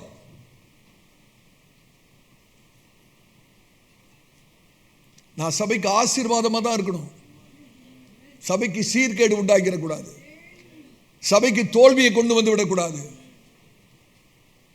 சபைக்கு பிரச்சனையை உண்டாக்க கூடாது. Purity protects unity. பரிசுத்தம் தான் ஒரு மனத்தை காக்கும். ஆமென். எங்கே பெருமை வருகிறதோ அங்கே பிரிவினை வரும். பிரிவினைக்கு காரணம் என்ன தெரியுமா? சொல்லுங்க. பெருமை. வீட்டிலையும் சரி சபையிலும் சரி பிரிவினைக்கு காரணம் என்ன? பெருமை. நான் யார் தெரியுமா? அங்கே போச்செல்லாம். யாரா இருந்தா என்ன? கர்த்தரை பிரியப்படுத்துறோமா? பரிசுத்தமா வாழ்றோமா? தாழ்மையா இருக்கிறோமா? எல்லார்கிட்டயும் சமாதானமா இருக்கிறோமா? அதுதாங்க வேணும். தயவு செய்து பெருமைக்கு மாத்திரம் எனக்கு கொடுக்காதீங்க. அது ரொம்ப தந்திரமா செயல்படும். பேச்சு என்னமோ ரொம்ப தாழ்மையா இருக்கும், இருதயம் ஃபுல்லா பெருமையா இருக்கும். ஆபத்து, ஆபத்து. பெருமை வந்துடுச்சுன்னா சரி, உங்க குடும்பத்திலும் சரி சபையிலும் சரி பிரிவினை வந்துடும். ஆனால் தான் ஆண்டவர் சபையை தன்னுடைய சரீரமாய் நல்லா கவனிக்கணும். சபையை தன்னுடைய சரீரமாய் பார்க்கிறபடினாலே எந்த பெருமையினாலே சபைக்கு பிரிவினை வருகிறதோ அந்த பெருமையை கர்த்தர் எதிர்த்து நிற்கிறார். ஏன் கர்த்தர் பெருமை உள்ளதுக்கு கர்த்தர் எதிர்த்து நிற்கிறார் ஏன் போட்டிருக்குன்னா, அந்த பெருமை என்ன உண்டாக்கிறோம்? சபையில பிரிவினை உண்டா. சரீரத்தை பிட்டு பிட்டு வச்சிரும். கை ஒரு பக்கம் போயிடும், கால் ஒரு பக்கம் போயிடும். நம்ம எல்லாருமே சபையோட அங்கத்தினர்கள், அப்படித்தானே? கிறிஸ்து தலையா இருக்கிறார். கவனிக்கிறீங்களா சிஸ்டர்? கிறிஸ்து தலையா இருக்கிறார். சபை அவருடைய சரீரம். நம்ம எல்லாரும் சபையோட அவயங்கள். பெருமை வந்துடுச்சுன்னு கேட்டீங்கன்னா ஒவ்வொரு அவயமும் ஒவ்வொரு இடத்துக்கு போயிடும். சரீரமே சீர்குலைந்து விடும். சபையே சீர்குலைந்து விடும். ஆனால் தான் கர்த்தர் பெருமை உள்ளவர்களுக்கு எதிர்த்து நிற்க காரணம். அந்த பெருமை உள்ளவர்கள் சபைக்குள்ள வந்தா பிரிவினை உண்டாகிறோம். அப்ப பெருமை எவ்வளவு ஆபத்தான ஒரு காரியம் என்று யோசித்து பாருங்க. ஒரு நாளும் பெருமைக்கு இடம் கொடுக்காதீங்க. பரிசுத்தம் உள்ள சபை தாங்க வல்லமை உள்ள சபை. எந்த சபையார் அர்ப்பணித்து பிரதிஷ்டை பண்ணியிருக்கிறார்களோ அந்த சபையார் தான் காக்கப்படுவார்கள். ஹல்லேலூயா. பிரித்து பார்க்க பழகிக்கணும்.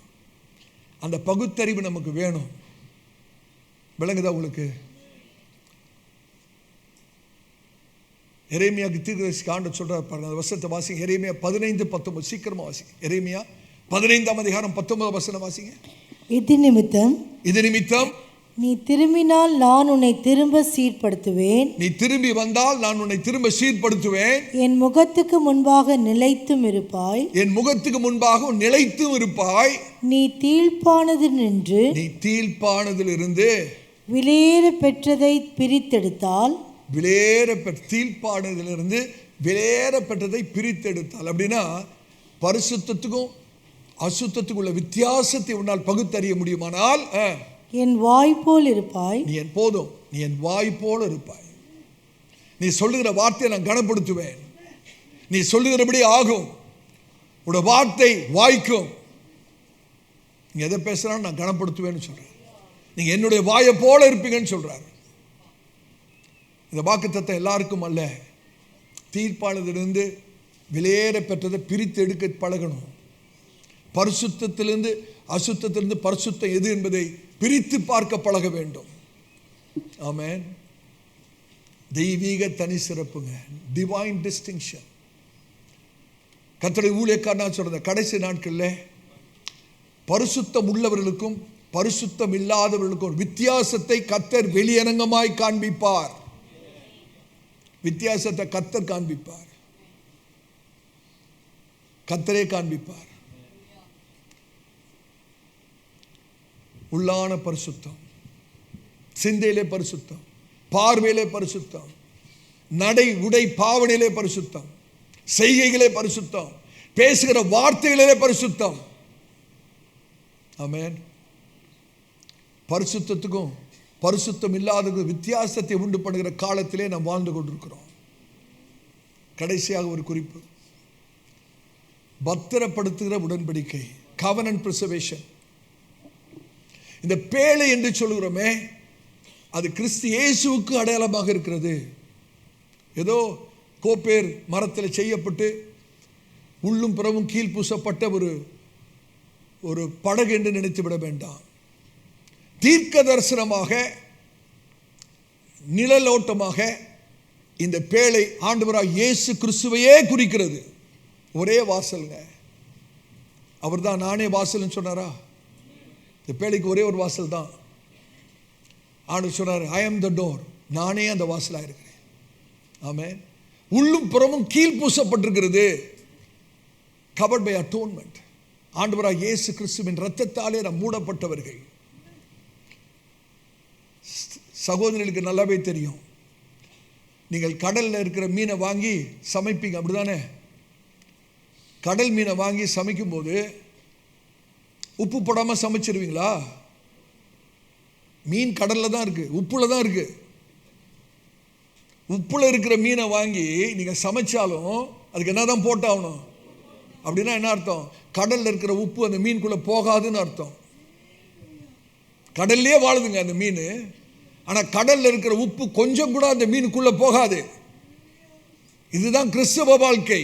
உலகத்தில் தான் இருக்கிறோம், உலகம் கொஞ்சம் கூட உள்ள வரக்கூடாது. ஆமென். அதுதான் கிறிஸ்தவ வாழ்க்கை. நியாய தீர்ப்பிலிருந்து ஹல்லேலூயா கர்த்தர் நம்மை தூக்கி வெளியெடுத்திருக்கிறார், முன்னதத்தில் எடுத்திருக்கிறார். எக்ஸால்டட் அபவுட் டிஸ்ட்ரக்ஷன், அழிவிலிருந்து கர்த்தர் நம்மை மீட்டெடுத்திருக்கிறார். அதான் பேழை.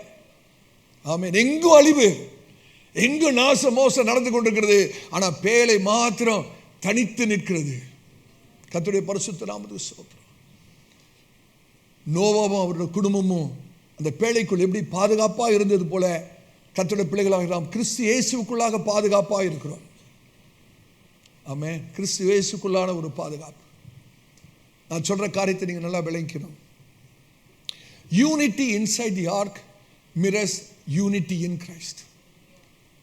அந்த பேழைக்குள் இருந்த ஐக்கியம் எதை காட்டுகிறது என்றால், கிறிஸ்துவுக்குள் நமக்கு இருக்கிற ஐக்கியத்தை காட்டுகிறது. பேழைக்குள் இருந்த ஐக்கியம் எதை காட்டுகிறது? கிறிஸ்துவுக்குள் நமக்கு இருக்கிற ஐக்கியம். நான் கிறிஸ்துவுக்குள் இருந்தால் எல்லாரோடும் சமாதானமாக இருப்பேன், எல்லாரோடும் ஐக்கியமாக இருப்பேன். ஆமென். ஒரே ஜன்னலுங்க அந்த பேழைக்கு. எத்தனை ஜன்னல்? ஒரு ஜன்னல். அப்படின்னா ஒரே தரிசனம் தான், ஒன் விஷன். கர்த்தர் சபைக்கு கொடுத்த அந்த ஒரு தரிசனம் தான். ஆமென். ஒரே வாசல் அப்படின்னா ஒரே வழின்னு தான் அர்த்தம். ஆண்டவராகிய இயேசு கிறிஸ்துவே ஒரே வழி, ஒரே கவரிங் தான். அப்படின்னா ஒரே பாதுகாப்பு தான், ஒரே விசுவாசம், ஒரே ஆவியானவர், ஒரே கர்த்தர். ஆனால் தான் அப்போஸ்தலனாகிய பவுல் எபேசிய சபைக்கு எழுதும்போது அவர் எழுதுகிறார். வாசிங்க 4ஆம் அதிகாரம் 3வது வசனத்தை வாசிங்கள். எபேசியர் 4ஆம் அதிகாரம் 3வது வசனம். சமாதான கட்டினால், சமாதான கட்டினால் ஆவியின் ஒருமையை, பரிசுத்த ஆவியானவர், நல்லா கவனிக்கணும், சமாதான கட்டினால் ஆவியின் ஒருமைன்னு சொல்லும்போது பரிசுத்த ஆவியானுடைய ஒருமையை காத்து கொள்வதற்கு ஜாக்கிரதையாயிருங்கள். காத்து கொள்வதற்கு ஜாக்கிரதையாயிருங்கள். அப்படின்னா எதங்க பத்திரமா பாதுகாப்போம்? ஒன்று விளையாடப்பட்டதா இருக்கணும், ரெண்டு லேசா இழக்கக்கூடியதா இருக்கணும். அதை தான் பத்திரமா பாதுகாப்பு. அப்படிதானே? வசந்த மண்டபம் வாசிங்க. சமாதான கட்டினால், சமாதான கட்டினால் ஆவியின் ஒருமையை, பரிசுத்த ஆவியானுடைய ஒருமையை காத்து கொள்வதற்கு ஜாக்கிரதையாயிருங்கள். காத்து கொள்வதற்கு ஜாக்கிரதையாயிருங்கள். ஒவ்வொரு விசுவாசியும் அந்த சமாதானத்தை காக்கிறதுக்கு ஜாக்கிரதையா இருக்கணும். கொஞ்சம் அஜாக்கிரதையா இருந்தால் பிசாசு சமாதான கேடை உண்டு பண்ணிடுவான். உங்க குடும்பத்திலும் சரி, சபையிலும் சரி. எந்தெந்த நபர் ஆவிக்குரிய வாழ்க்கையிலே அஜாக்கிரதையா இருக்கிறார்களோ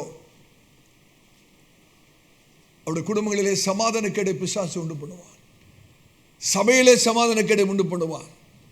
ஆவின தெளிவா பேசுறார். ஒரு பரிசுத்தவான் இப்படி சொன்னாரு, அந்த பேழையில மாத்திரம் ஒரு சின்ன துவாரம், கொஞ்சம் தண்ணி லீக் ஆகிற மாதிரி இருந்தா முழு குடும்பமும் அழிஞ்சிருங்க. அப்படிதானே? உள்ள இருக்கிற அத்தனை பேரும் அழிஞ்சு போயிடுவாங்க. ஒரு சின்ன ஒரு துவாரம் இருந்தால் போதும்.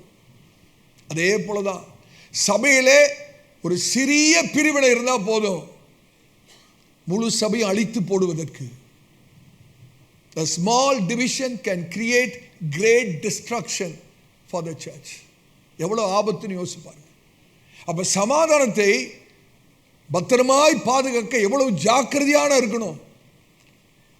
அவருடைய சரீரமாகிய சபை, அவருடைய ரத்தத்தை சிந்தி வாங்கின ஒரு சபை. ஈஸியா என்னுடைய தவறினாலே, என்னுடைய சுவாபத்தினாலே கர்த்தருடைய சரீரத்தை அழிச்சிடலாமா? அப்படி அழிச்சு ஆண்டவர் என்ன சும்மா விட்டுருவாரா? அவருடைய சரீரத்துக்காக அவர் வைராக்கியமா இருக்கிறவர். அவருடைய சரீரத்துக்காக, ஏன் அவருடைய சரீரம் அவருடைய மனவாட்டி. இப்போ எவ்வளவு ஜாக்கிரதையா இருக்க வேணும் யோசிச்சு பாருங்களேன். ஆமென். கேட்கிறீங்களா? சபைக்குள்ளே நாம் எப்படி நடந்து கொள்கிறோம் என்பது ரொம்ப முக்கியம். பேழைக்குள்ளே, இந்த சபைக்குள்ளே நாம் எப்படி நடந்து கொள்கிறோம், ஒருவரோடு எப்படி பேசுகிறோம், எப்படி நடந்து கொள்கிறோம் என்பது மிக மிக அவசியம். அப்போஸ்தலனாகிய பவுல் தீமோத்தேயுக்கு எழுதும்போது, எடுத்து வாசிங்க, 1 தீமோத்தேயு 3ஆம் அதிகாரம் 15வது வசனத்தை வாசிங்க. 1 தீமோத்தேயு 3ஆம் அதிகாரம் 15வது வசனம். தாமதிப்பேனாகில் தேவனுடைய வீட்டிலே நடக்க வேண்டிய வகையை நீ அறியும்படி இவைகளை உனக்கு எழுதுகிறேன். அந்த வீடு ஜீவனுள்ள தேவனுடைய சபையாய் சத்தியத்துக்கு தூணும் ஆதாரமுமாய் இருக்கிறது. இது ஜீவனுள்ள தேவனுடைய வீடாய் இருக்கிறது. இந்த வீட்டிலே நீ நடந்து கொள்ள வேண்டிய விதத்தை குறித்து ஜாக்கிரதையாய். எப்படி நடந்து கொள்ளணும்? துக்கத்தோடு சொல்றேன், சில சபையில எப்படி நடக்கிறது சில பேருக்கு இன்னும் தெரியலையே. எத்தனையோ வருஷமா விசுவாசியா இருந்தாலும் சபைக்குள்ள நான் எப்படி நடக்கணும், நான் எப்படி மற்றவங்கிட்ட பேசணும், எப்படி அன்பா இருக்கணும், எப்படி என்னை தாழ்த்தணும், எப்படி சாந்த குணத்தை வெளிப்படுத்தணும், இது தெரியாம சபைக்குள்ள இருந்து என்ன பிரயோஜனம்? எத்தனை பேருக்கு விளங்குது நான் சொல்றது? ஹல்லேலூயா. அடிக்கடி அந்த பகுதி ஆதியாகமம் 7ஆம் அதிகாரத்தை வாசிக்கும் போது அடிக்கடி யோசிப்பது உண்டு. அங்க பாருங்க, நாட்டு மிருகங்களும் காட்டு மிருகங்களும் உள்ள எப்படிங்க இப்படி ஐக்கியமா இருந்திருக்க முடியும்? அந்த பேழைக்குள்ள காட்டு மிருகங்கள் இருக்கு, நாட்டு மிருகம் இருக்கு. நான் நினைக்கிறேன் கண்டிப்பா நோவா ஒவ்வொன்றையும் கூட்டில் போட்டு அடைச்சிருப்பான்னு நான் நினைக்கல. நீங்க நினைக்கிறீங்களா? சிங்கத்தெல்லாம் ஒரு கூட்டில் போட்டு அடைப்பா, புலியெல்லாம் ஒரு கூட்டத்தில் இல்லை, எதையும் கூட்டில் போட்டு அடைக்கல, எல்லாத்தையும் ஃப்ரீயாக தான் விட்டுருக்கு. எப்படி உள்ள வந்துச்சோ அப்படித்தான் இருக்குது. உள்ள வரும்போது ஒரு மணி நேரம் தான் வந்துச்சு, சண்டை போட்டுக்கிட்ட வந்துச்சு. உள்ள எப்படி உள்ள வந்தியோ அப்படியே இரு. விளங்குதா செய்தி? எப்படி உள்ள வந்தியோ அப்படியே இரு. ஆமென். அப்ப அவைகளுக்குள்ள எப்படி ஒரு சமாதான ஐக்கியம் இருந்திருக்கும்? சிந்தித்து பார்க்க ஒரு விஷயம். அப்படிதானே? நல்ல விளங்கிங்க. நோவாவோட பேழை எதுக்கு அடையாளமா இருக்கிறது என்றால், ஆண்டவராகிய இயேசு கிறிஸ்து இந்த பூமியிலே ஆள போகிற 1000 வருட அரசாட்சிக்கு முன் அடையாளமாக இருக்கிறது. நான் சொல்றது விளங்குன்னு நினைக்கிறேன். பேழை எப்படி இருக்கிறது என்றால், ஆண்டவராகிய இயேசு கிறிஸ்து இந்த பூமியை அரசாளுகிற அந்த 1000 வருட அரசாட்சிக்கு முன் அடையாளமாக இருக்கிறது. அப்ப 1000 வருட அரசாட்சி, இங்கிலீஷில் மில்லனியம் என்று சொல்வார்கள். 1000 வருட அரசாட்சியை குறித்து வேதாகமத்தில் நம்ம என்ன வாசிக்கிறோம்? எடுத்து வாசிங்க. ஏசாயா 11ஆம் அதிகாரம் 6லேருந்து 9 வரைக்கும் நிறுத்தி நிதானமாக வாசிங்க. நல்ல கவனிக்கணும். 1000 வருட அரசாட்சி, ஆண்டவராகிய இயேசு இந்த பூமியிலே அரசாள போகிற 1000 வருட அரசாட்சி எப்படி இருக்க போறதோ அப்படிதான் நோவா பேழைக்குள் இருந்தது. ஏசாயா 11ஆம் அதிகாரம் 6லேருந்து 9 வரைக்கும். அப்பொழுது ஓனாய் ஆட்டுக்குட்டியோடே தங்கும். எப்படி? இப்படிதாங்க நோவா பேழைக்குள்ள இருந்தது. ஓனாய் எதோடு தங்குமா? ஒவ்வொன்றுக்கும் தனித்தனி கூடுலாம் இல்லை. ஓனாய் எங்க தங்குமா? ஆட்டுக்குட்டியோட. புலி வெள்ளாட்டுக்குட்டியோடே படுத்துக்கொள்ளும். பேழைக்குள்ள எப்படி இருந்திருக்கு யோசிக்கிறீங்களா? புலி வெள்ளாட்டோடு படுத்துக்கொள்ளும். அப்புறம் கன்றுக்குட்டியும் பாலசிங்கமும் காளையும் ஒருமித்திருக்கும். எவ்வளவு அழகான ஒரு படங்க. கன்றுக்குட்டியும் பாலசிங்கமும் காளையும் ஒருமித்து இருக்கும். அப்புறம் ஒரு சிறு பையன் அவைகளை நடத்துவான். சிறு பையன் அதை நடத்துவான். பெரிய ஒரு பாஸ்டர்லாம் வேணாம் நடத்துறதுக்கு, ஒரு சிறு பையன் போதும் நடத்துறதுக்கு. அப்படின்னா என்ன அர்த்தம்? நான் பின்னால சொல்ற, வாசிங்க. பசுவும் கரடியும் கூடி மேயும் அவைகளின் குட்டிகள் ஒருமித்து படுத்துக்கொள்ளும். அவைகள் குட்டிகள் ஒருமித்து படுத்துக்கொள்ளும். இததான் இப்ப வாசிக்கிறது தான் ரொம்ப முக்கியம். கவனிங்க. சிங்கம் மாட்டை போல் வைக்கோல் தின்னும். எவ்வளவு! சிங்கம் மாட்டை போல வைக்கோல் தின்னும். பால் குடிக்கும் குழந்தை விரியன் பாம்பு வலையின் மேல் விளையாடும். விரியன் பாம்பு வலையிலே ஒரு சின்ன குழந்தை விளையாடும். பால் மறந்த பிள்ளை கட்டு விரியன் புற்றிலே தன் கையை வைக்கும். ஒரு சின்ன பிள்ளை கட்டு விரியன் புற்றிலே கையை வைக்கும். 9ஆம் வசனம் ரொம்ப முக்கியம். என் பரிசுத்த பர்வதம் எங்கும் தீங்கு செய்வாரும் இல்லை கேடு செய்வாரும் இல்லை. சமுத்திரம் ஜலத்தினால் நிறைந்திருக்கிறது போல பூமி கர்த்தரை அறிகிற அறிவினால் நிறைந்திருக்கும். இப்ப நான் ஒரு கேள்வி கேட்க போறேன், சரியான பதில் நீங்க சொல்லணும். ரெடியா? அப்ப அந்த இடத்துல இருந்த அப்படிப்பட்ட ஒரு ஒருமனத்துக்கும் ஐக்கியத்துக்கும் ரகசியம் என்னங்க? ரகசியம் என்ன? அப்படிப்பட்ட ஒருமனம். அதாவது ஓனாயும் ஆட்டுக்குட்டியும் ஒன்றா இருக்கு, புலியும் ஆட்டுக்குட்டியும் ஒன்றா இருக்கு, பசுவும் கரடியும் ஒன்றா இருக்கு, பாலசிங்கமும் கன்றுக்குட்டியும் ஒன்றா இருக்கு. இப்படிப்பட்ட ஒரு ஐக்கியத்துக்கு ரகசியம் என்ன? கர்த்தரை அறிகிற அறிவு. 9ஆம் வசனம். கர்த்தரை அறிகிற அறிவு. ஆமென். நான் தாழ்மையா சொல்றேன், ஆவிக்குரிய தகப்பனா சொல்றேன், அன்பா சொல்றேன். கர்த்தரை அறிகிற அறிவு மாத்திரம் இருந்தா நாம் யாவரோடும் சமாதானமாய் இருப்போம். அப்ப சமாதானமா இல்லை அப்படின்னா என்ன அர்த்தம்? கர்த்தரை அறிகிற அறிவு இல்லை என்று அர்த்தம். எனக்கும் இந்த பிரதருக்கு ஒத்துக்காது பாஸ்டர், எனக்கும் இந்த சிஸ்டருக்கும் ஆகாது அப்படின்னா என்ன அர்த்தம்? கர்த்தரை அறிகிற அறிவு இல்லை என்று அர்த்தம். எத்தனை பேருக்கு விளங்குது நான் சொல்றது? அப்ப நம்முடைய ஒருமனத்துக்கும் ஐக்கியத்துக்கும் ரகசியமே என்னன்னு கேட்டீங்கன்னா கர்த்தரை அறிகிற. இதனால தான் பவுல் சொல்றார், எல்லாவற்றையும் குப்பை என்று நஷ்டம் பண்ணி எடுக்கிறேன். தெரியுமா? கர்த்தரை அறிகிற அறிவின் மேன்மைக்காக. பவுலுக்கு தெரியும் கர்த்தரை அறிகிற அறிவோட மேன்மை என்னன்னு பவுலுக்கு தெரியும். ஆமே. அப்ப ஏசாயா தீர்க்கதரிசி நடக்க போகிற சம்பவம், 1000 வருட அரசாட்சியை குறித்து 7 ஆண்டுகள் உபத்திரவ நாட்களுக்கு பிறகு வரப்போகிற அந்த 1000 வருட அரசாட்சியை குறித்து தீர்க்க தரிசனமாய் சொல்லுது. அந்த 1000 வருட அரசாட்சி நாட்களிலே இந்த தீய திருத்துவம் என்று சொல்வார்கள். தீய திருத்துவம், ஈவில் ட்ரினிட்டி. தீய திருத்துவம் என்னன்னு கேட்டீங்கன்னா கள்ள தீர்க்கதரிசி, அந்தி கிறிஸ்து, பழைய பாம்பாகிய பிசாசு. இது மூன்றும் பாதாளத்திலே போட்டு அடைக்கப்படும். They will cast into the bottomless pit. 1000 வருடத்துக்கு அந்த மூன்றும் பாதாளத்திலே போட்டு அடைக்கப்பட்டிருக்கும். ஆண்டவராக இயேசு, he will rule this earth with a rod of iron. Amen. இருப்பு கோலால் நீதியாக இந்த பூமியை கர்த்தர் அரசாளுவார். எடுத்துக்கொள்ளப்பட்ட சபை அவரோடு கூட நாம் மகிமைப்படுத்த சரீரத்திலே அவரோடு கூட இருப்போம். எல்லாரும் இருப்பீங்களாங்க? அவரோடு பாடுபட்டால் அவரோடு கூட ஆளுகையும் செய்வோம். எப்ப தெரியுமா? அந்த 1000 வருட அரசாட்சியின் போது. ஆமென். இப்ப நல்லா கவனிக்கணும்.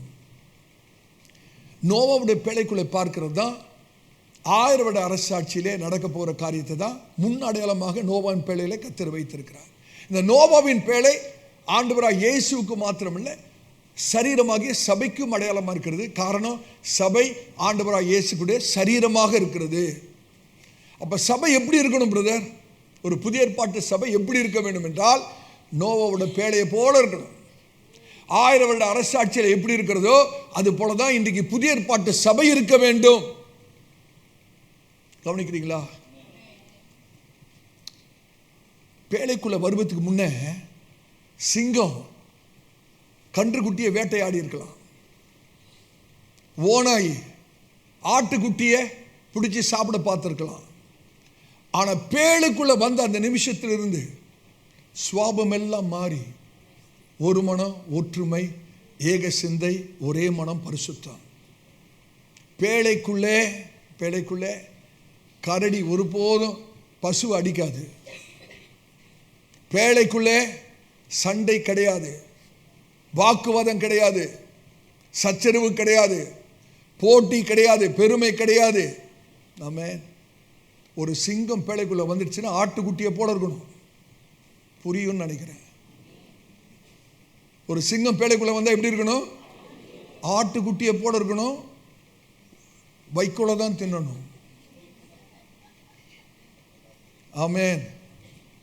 Perfect harmony, unity inside the ark. உங்களுக்கு ஒன்று தெரியுமா?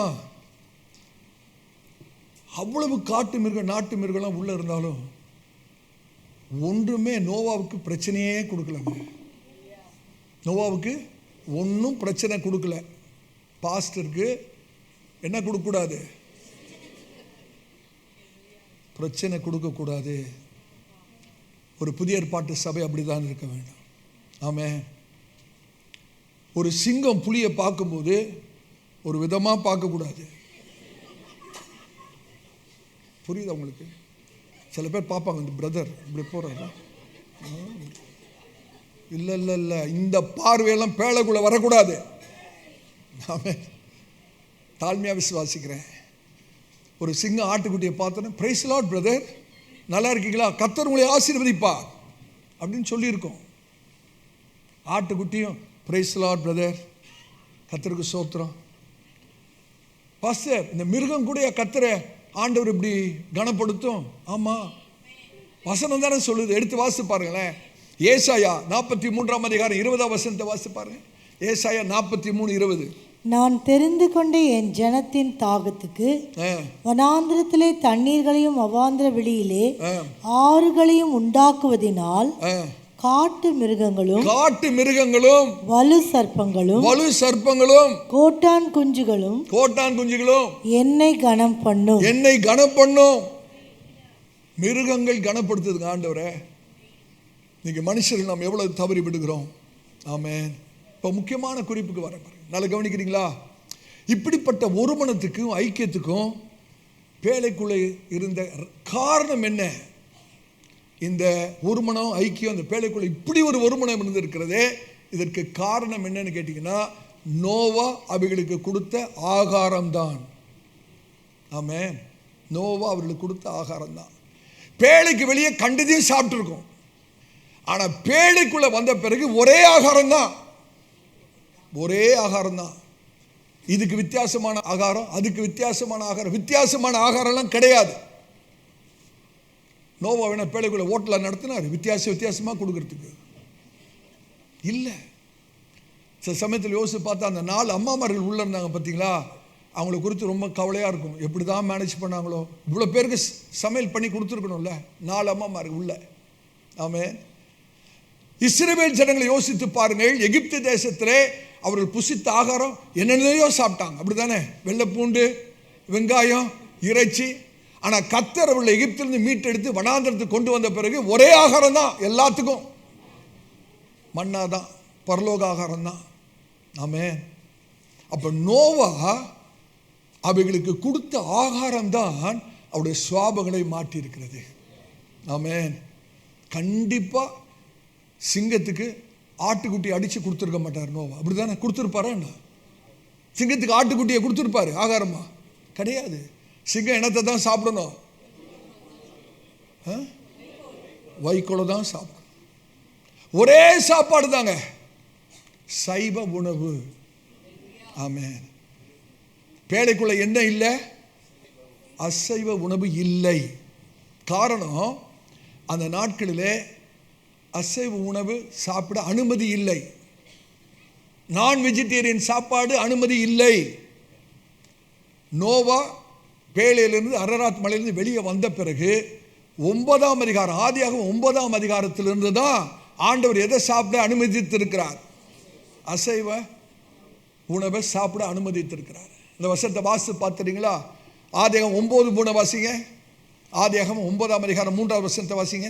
நடமாடுகிற ஜீவ ஜந்துக்கள் யாவும் உங்களுக்கு ஆகாரமாய் இருப்பதாக. போதும். 9ஆம் அதிகாரம் 3வது வசனத்தில் இருந்தா நான் வெஜிடேரியன் ஃபுட் அவர்களுக்கு அலவுடு. என்னுடைய தனிப்பட்ட அபிப்பிராயம், வசனம் கேட்கக்கூடாது, தனிப்பட்ட அபிப்பிராயம். ஆவிக்குரிய வாழ்க்கைக்கும் சரி, சரீர பிரகாரமான வாழ்க்கைக்கும் சரி, பெஸ்ட் ஃபுட்டு வந்து வெஜிடேரியன் ஃபுட்டு தான். ஆமென். இது என்னுடைய தனிப்பட்ட அபிப்பிராயம். ஏதேன் தோட்டத்திலே ஆண்டவர் ஆதாம் ஏவாளுக்கு பியோர் வெஜிடேரியன் ஃபுட்டு தான் கொடுத்தார். ஆமென். ஆங்கிலத்தில் ஒன்று சொல்லுவார்கள், how we become depends what we eat. எதை நாம் ஆகாரமாய் புசிக்கிறோமோ அப்படிதான் நம்மளும் மாறிடுவோம். சொல்றது விளங்குதா? எதை சாப்பிட்றீங்களோ அது போலவே ஆயிடுவாங்கன்னு அர்த்தம். இன்னும் சொல்கிறேன் பாருங்க, நீங்கள் நிறைய நாள் 100 வருஷத்துக்கு மேலே வாழணும்னா வெஜிடேரியன் சாப்பாடு தான் பெஸ்ட். நீங்கள் வேதத்தை சரியாக வாசித்து பாருங்க. நோவாவுடைய அந்த வெள்ள நாட்களுக்கு முன்பாக ஜனங்கள் 900 வருஷம் 600 700 வாழ்ந்துருக்குறாங்க. ஆனால் நோவாவுடைய அந்த வெள்ள நாட்களுக்கு பிறகு என்றைக்கு ஆண்டவர் அந்த நான் வெஜிடேரியன் ஃபுட்டை கொடுத்தாரோ அன்னைக்கு ஆயுசெல்லாம் குறைஞ்சிருச்சு. அதான உண்மை. ஆமென். இது உங்கள் பிரியம், நான் கட்டாயப்படுத்தலை. இல்லை பாஸ்டர் நான் நிறைய நாள் வாழணும் அப்படின்னா இன்னைக்கு ஒரு தீர்மானம் எடுத்துருங்க. சத்தியத்துக்கு வருவோம். ஆமென். நோவா கொடுத்த சாப்பாடை சாப்பிட்டுட்டு இன்னும் உள்ள சண்டை போட்டுட்டு இருந்தா உள்ள இருக்கிறதுக்கு தகுதி கிடையாது. அப்படிதானே நான் சொல்றது விளங்குன்னு நினைக்கிறேன். ஹல்லேலூயா. பேழைக்கு வெளியே அழிவு இருக்கிறது, நாசம் இருக்கிறது. யோசிச்சு பாருங்க, நம்முடைய சபையில் கர்த்தர் வாரந்தோறும் எப்படிப்பட்ட ஆகாரத்தை தந்து கொண்டிருக்கிறார். இந்த ஆகாரம் நம்மளை எவ்வளவு மாற்றி இருக்கணும். சரியா சாப்பிட்டு இருந்தா, அந்த வசனத்தின்படி நம்மளை ஒப்பு கொடுத்திருந்தா, நம்மளோட வாழ்க்கை இத்தனை நாட்களில் எப்படி மாறி இருக்க வேண்டும். ஆமென். அந்த உள்ள இருந்த அந்த ஜீவ ஜந்துக்கள் நோவா கொடுத்த சாப்பாட்டை சாப்பிட்டு தாழ்மையாக இருந்து ஒவ்வொருவரோட சமாதானமாக ஐக்கியமாக இருந்தபடினால தான் பத்திரமா அந்த அரராத் மலையின் உச்சியை போய் அடைந்தது. ஆமென். விளங்குதா? கர்த்தருடைய ஊழியக்காரனா சொல்கிறேன். கர்த்தர் வாரந்தோறும் நம்ம கொடுக்குற அந்த ஆவிக்குரிய ஆகாரத்தை புசித்து தன்னை ஒப்பு கொடுத்து தாழ்மையோடு கூட எல்லாரோடும் சமாதானமாய் நாம் வாழ்வோமானால் கர்த்தர் நம்ம உயரத்துக்கு கொண்டு போயிடுவார். ஆமென். ஒரு காரியத்தை நீங்கள் யோசிக்கணும். அந்த உள்ள பேழைக்குள்ளே இருந்தவர்கள் ஒவ்வொரு நாளும் not only forward movement but also upward movement. ஒவ்வொரு நாளும் முன்னேற்றம் மாத்திரம் அல்ல, உயரத்திலும் உயர்ந்து கொண்டே போகிறார்கள். இதாங்க ரகசியம். நான் கர்த்தருடைய ஊழியக்காரனா சொல்றேன். கர்த்தர் நம்ம கொடுக்குற ஆவிக்குரிய ஆகாரத்தை புசித்து நம்மை தாழ்த்தி நம்மை அதற்கு ஒப்பு கொடுத்து எல்லாரோடும் ஐக்கியம் சமாதானமாக இருப்போமானால் ஒவ்வொரு நாளும் உங்களோட வாழ்க்கையிலே முன்னேற்றம். இப்படி மாத்திரம் முன்னேற்றம் அல்ல, கர்த்தர் உயரத்தில் நம்மளை கொண்டு போவார். எத்தனை பேர் விசுவாசிக்கிறீங்க? இந்த ஒரு முன்னேற்றத்தை எந்த புயலோ, எந்த வெள்ளமோ, எந்த போராட்டமோ, எந்த சத்துருவோ தடை செய்ய முடியவே முடியாது. எத்தனை பேர் விசுவாசிக்கிறோம்? ஹல்லேலூயா. அரராத் அந்த உச்சி மலையில் போய் அந்த பேழை நிற்குதுங்க. எபிரேயத்தில் அரராத்துனா என்ன அர்த்தம்? ஹீப்ரு ஸ்டூடெண்ட்ஸ் இருக்கீங்களா? அரராத்துனா சாபம் திருப்பப்பட்டது என்ற அர்த்தம். Ararat means cursed reversed. கர்த்தருடைய ஊழியக்காரனா சொல்றேன். கர்த்தர் கொடுக்கிற ஆகாரத்தை புசித்து தாழ்மையாக இருந்து ஒவ்வொருவரோட சமாதானம் ஐக்கியமான வாழ்வோமானால் கர்த்தர் நம்முடைய குடும்பத்திலும் தனிப்பட்ட வாழ்க்கை இருக்கிற சாபத்தை திருப்புகிறது மாத்திரமல்ல, கர்த்தர் உங்களை ஆசீர்வதிப்பார். அது மாத்திரமல்ல, கர்த்தர் உங்களை உயரத்துக்கு கொண்டு போவார். உயரத்துக்கு கொண்டு போவார். ஒரே ஒரு காரியத்தை சொல்லி முடிக்க போகிறேன். என்றைக்கு பேழை அரராத் மலையில் வந்து தங்கிச்சு தெரியுமா? என்றைக்கு தங்கினது? எடுத்து வாசிங்க. ஆதியாகமம் 8ஆம் அதிகாரம் 4வது வசனம். ஆதியாகமம் 8ஆம் அதிகாரம் 4வது வசனத்தை வாசிங்க. 7ஆம் மாதம் 17ஆம் தேதியிலே பேழை அரராத் என்னும் மலைகளின் மேல் தங்கிற்று. பேழை அரராத் என்னும் மலையின் மேல் தங்கிற்று. எந்த மாதம்? எந்த நாள்? 17வது நாள். 7ஆம் மாதம் என்று சொல்லும்போது எபிரேய கால அட்டவணையிலே, கேலண்டரில் நிசான் மாதம். 7ஆம் மாதம் என்பது நிசான் மாதம். 17ஆம் தேதி நிசான் மாதம் 17ஆம் தேதியிலே அந்த பேழை அரராத் மலையிலே வந்து தங்கிற்று. ஆமென்.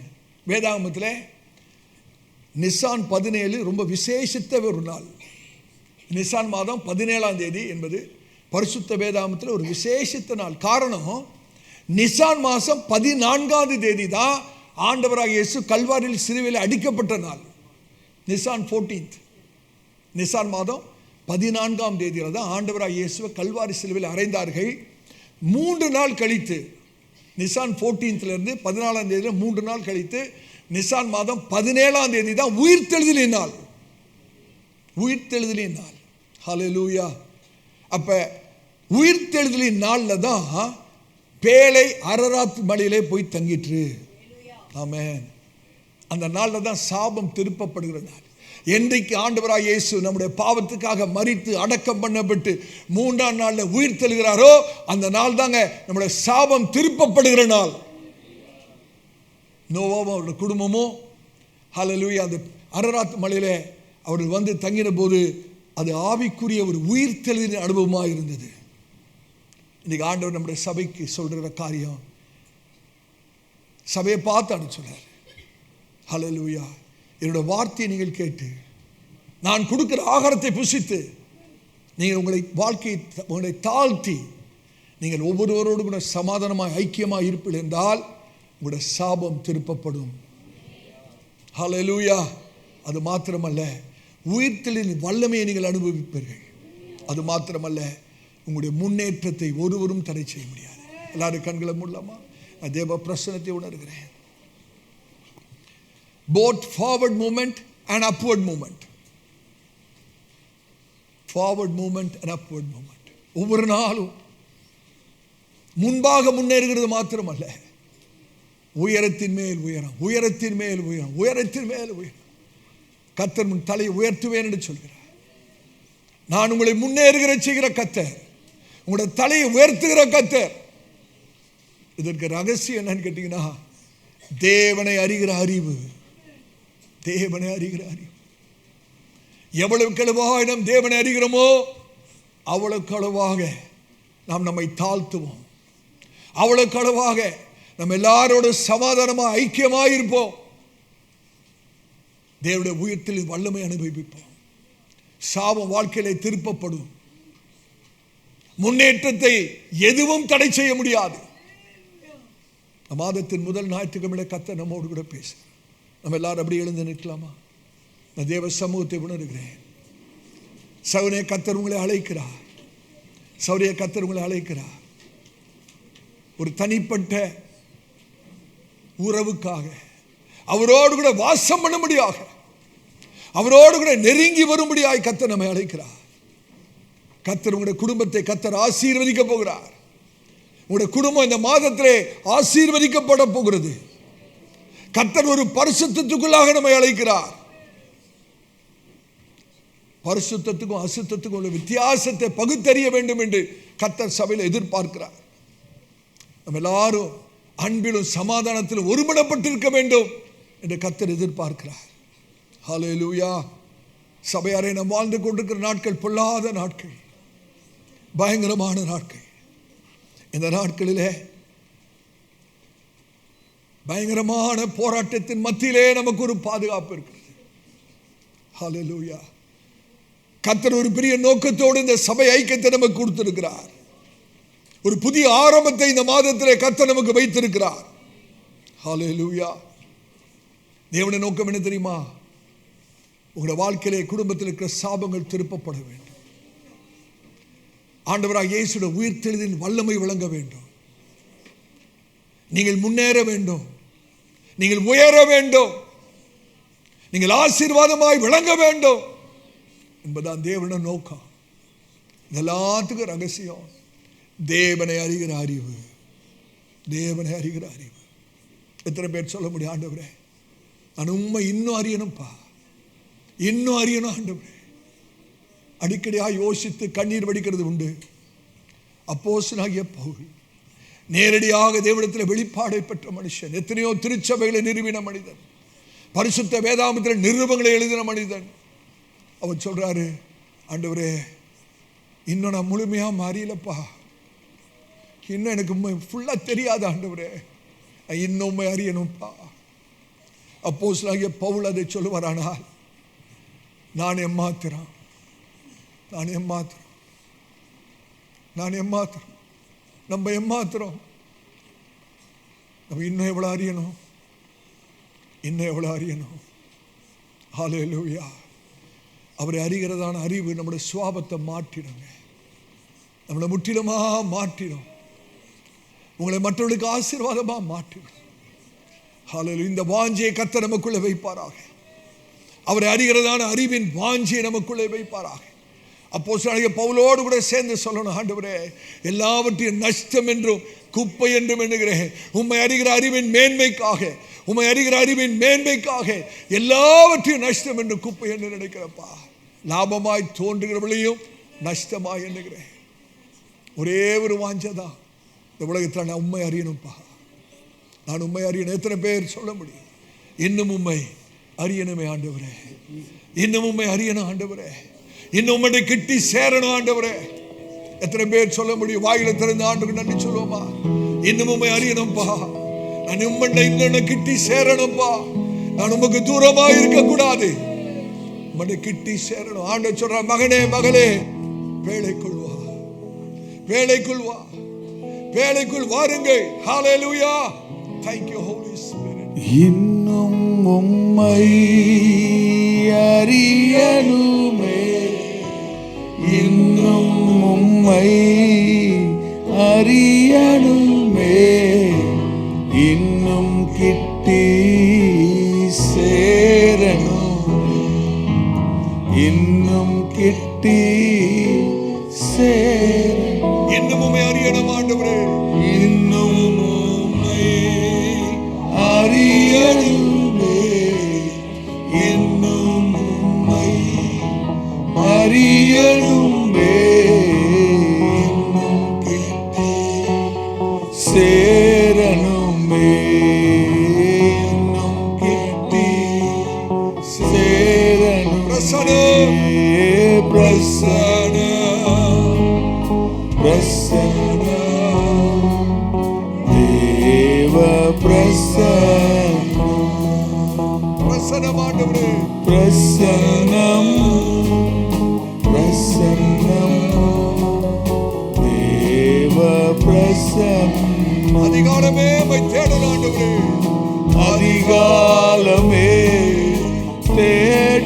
தேடுகிறேன், அதிகாலமே தேடுகிறேன், ஆர்வமுடனே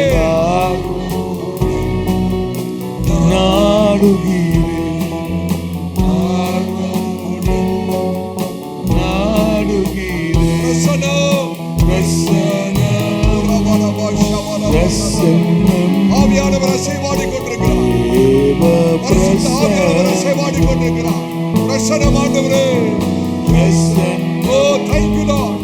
நன்றி ஆவியானவரே, நன்றி ஆவியானவரே. தேவ பிரசன்னம்.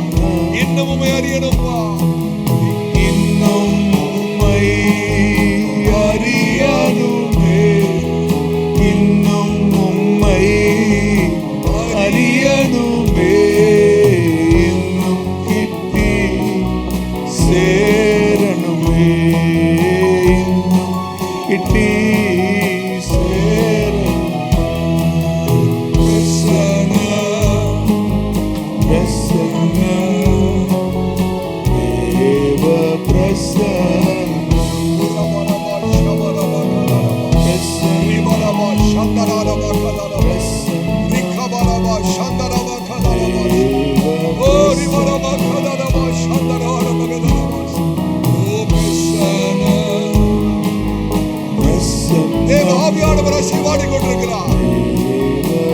பிரசனம், தேவ பிரசனம்.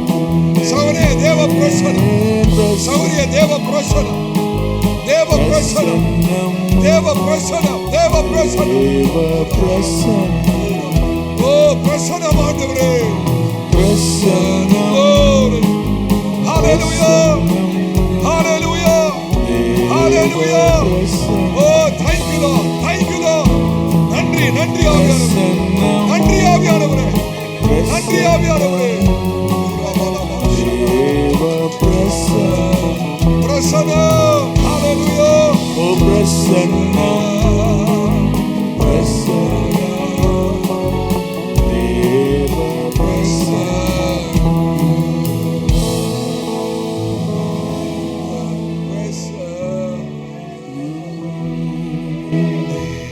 ஹalleluya. நாம் ஜெபிப்போம். எங்களை அதிகமாக நேசிக்கிற அன்பின் பிதாவே, ஆசீர்வதிக்கப்பட்ட இந்த மத்தியான வேளைக்காக நன்றி செலுத்துகிறோம். கர்த்தர் எங்களை கூட்டி சேர்த்து இந்த மாதத்தின் முதல் நாளிலே, முதல் ஞாயிற்றுக்கிழமையிலே இப்படியா எங்களோடு கூட பேசி கர்த்தாவே நீர் எங்களை உணர்த்தினதுக்காக நன்றி செலுத்துகிறோம். எங்களை முற்றிலுமாக தாழ்த்து, நான் என்னை தாழ்த்துகிறேன் ஆண்டவரே, முற்றிலுமாக என்னை தாழ்த்துகிறேன். ஒவ்வொரு கர்த்தருடைய பிள்ளையும் தன்னை தாழ்த்தட்டும் ஆண்டவரே. இவ்வளவு வார்த்தையை கேட்கிறது மாத்திரமல்ல, அதன்படி நடக்க எங்களுக்கு உதவி செய்ய. சமாதான கட்டினாலே ஆவியானுடைய ஒற்றுமையை கட்டி காக்க இந்த நாட்களிலே அதிக ஜாக்கிரதையா இருக்க கர்த்தர்கள் ஒவ்வொருவருக்கும் கிரியை செய்யா. நீர் எங்களோடு பேசுகிற வார்த்தைகள் எங்களுடைய சுவாபத்தை முற்றிலுமாய் மாற்றட்டும்.